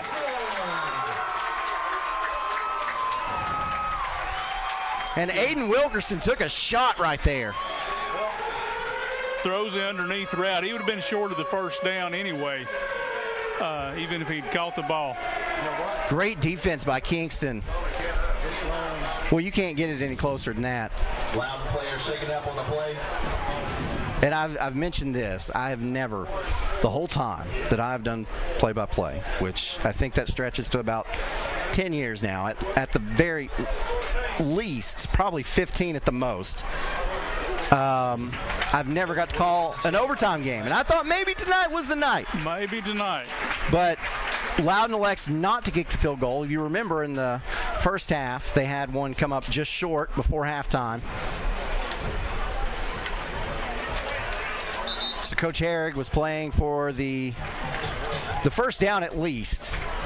Maybe just wanted to get just a little bit closer before trying it. But with that turnover on downs, unless there is a disaster in fielding the football, this game should be over. I've got 13, they've got 14, so. Is Loudon out of timeouts? I think they are. 14 seconds remaining in the game. First down to Kingston.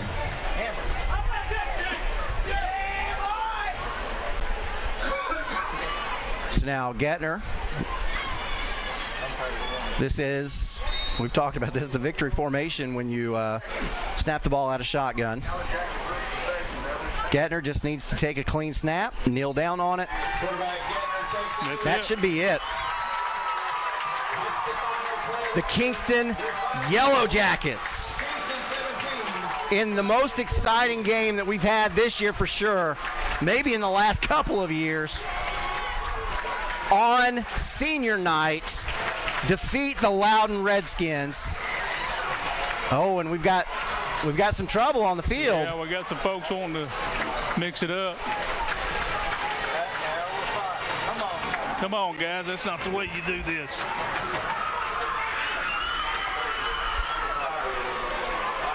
And now teams are being called to meet with their team.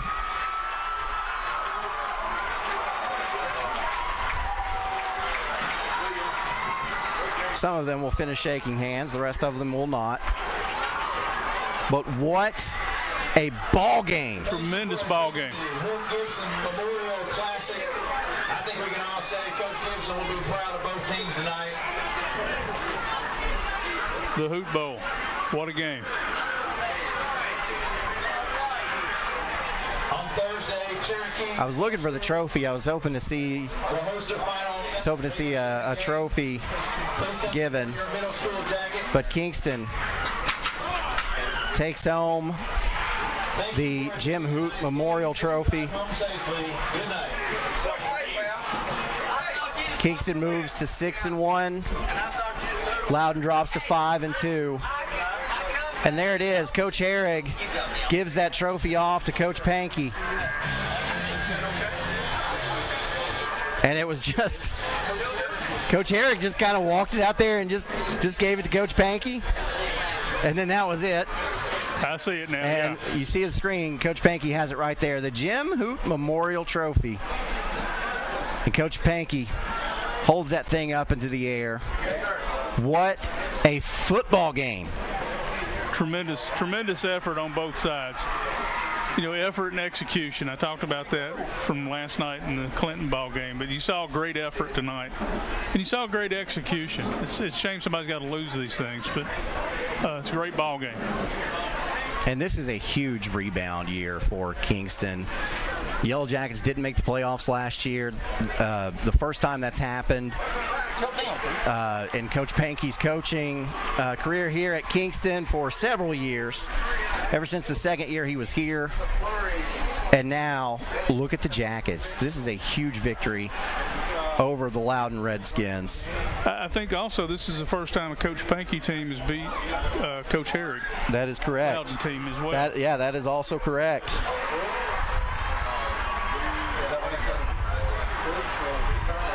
Yeah, celebration. Hard fought. You know, the victories that are hard fought are always the sweetest. And this one is very, very sweet for the home team. First victory for Kingston in this series since 2016. And as you alluded to, the first time Coach Pankey has defeated Coach Herrig-coached Loudon team. So now we can tell you we didn't have to kill any time at all. None. We made it there with all the drama. Kingston celebrating. They're happy. I don't blame them. That is a huge victory for the Yellow Jackets. So we are able now. We will send it to the BBB TV 12 studios. Jonathan Cox, David Queener along with you. And they'll have the free medical clinic Friday night scoreboard show. And they'll discuss all the games going on around the area. Give them a call, talk to them. And at the end of the night, of course, they'll also talk about that huge Tennessee-South Carolina game coming up tomorrow night. So be a part of that one. And then, guys, I don't know what else to say. I just glad to be a part of this one. This has been fun. This one's been fun.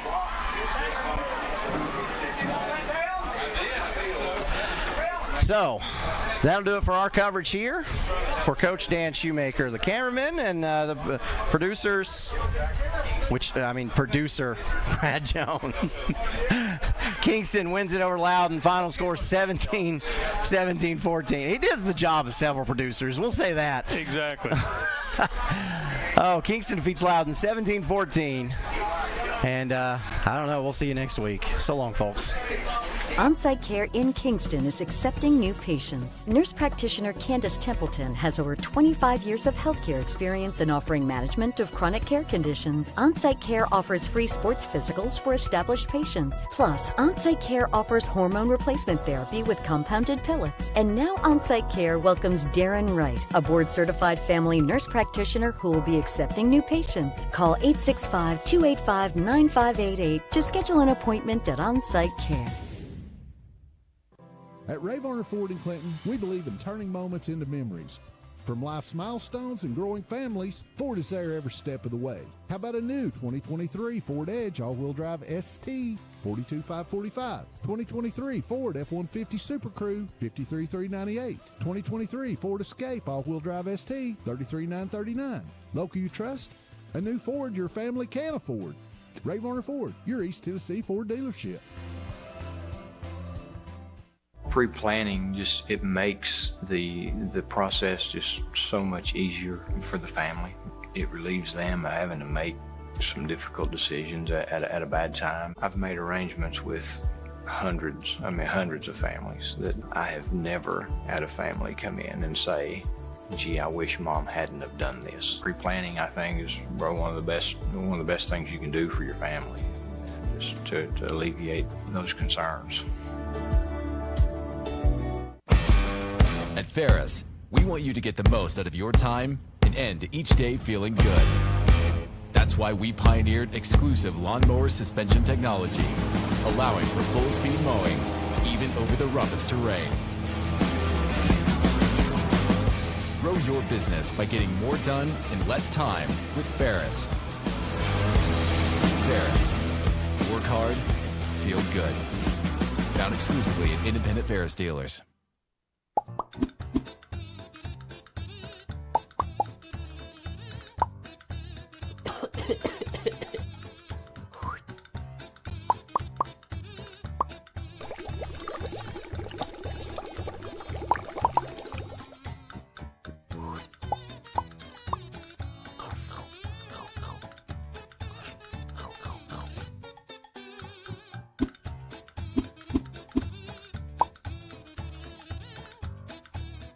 Football is back, and OEB Law is excited for a season full of big hits and those nail-biting near misses. If you've been injured, OEB Law will come to your defense. Call OEB Law and turn your rep into a check.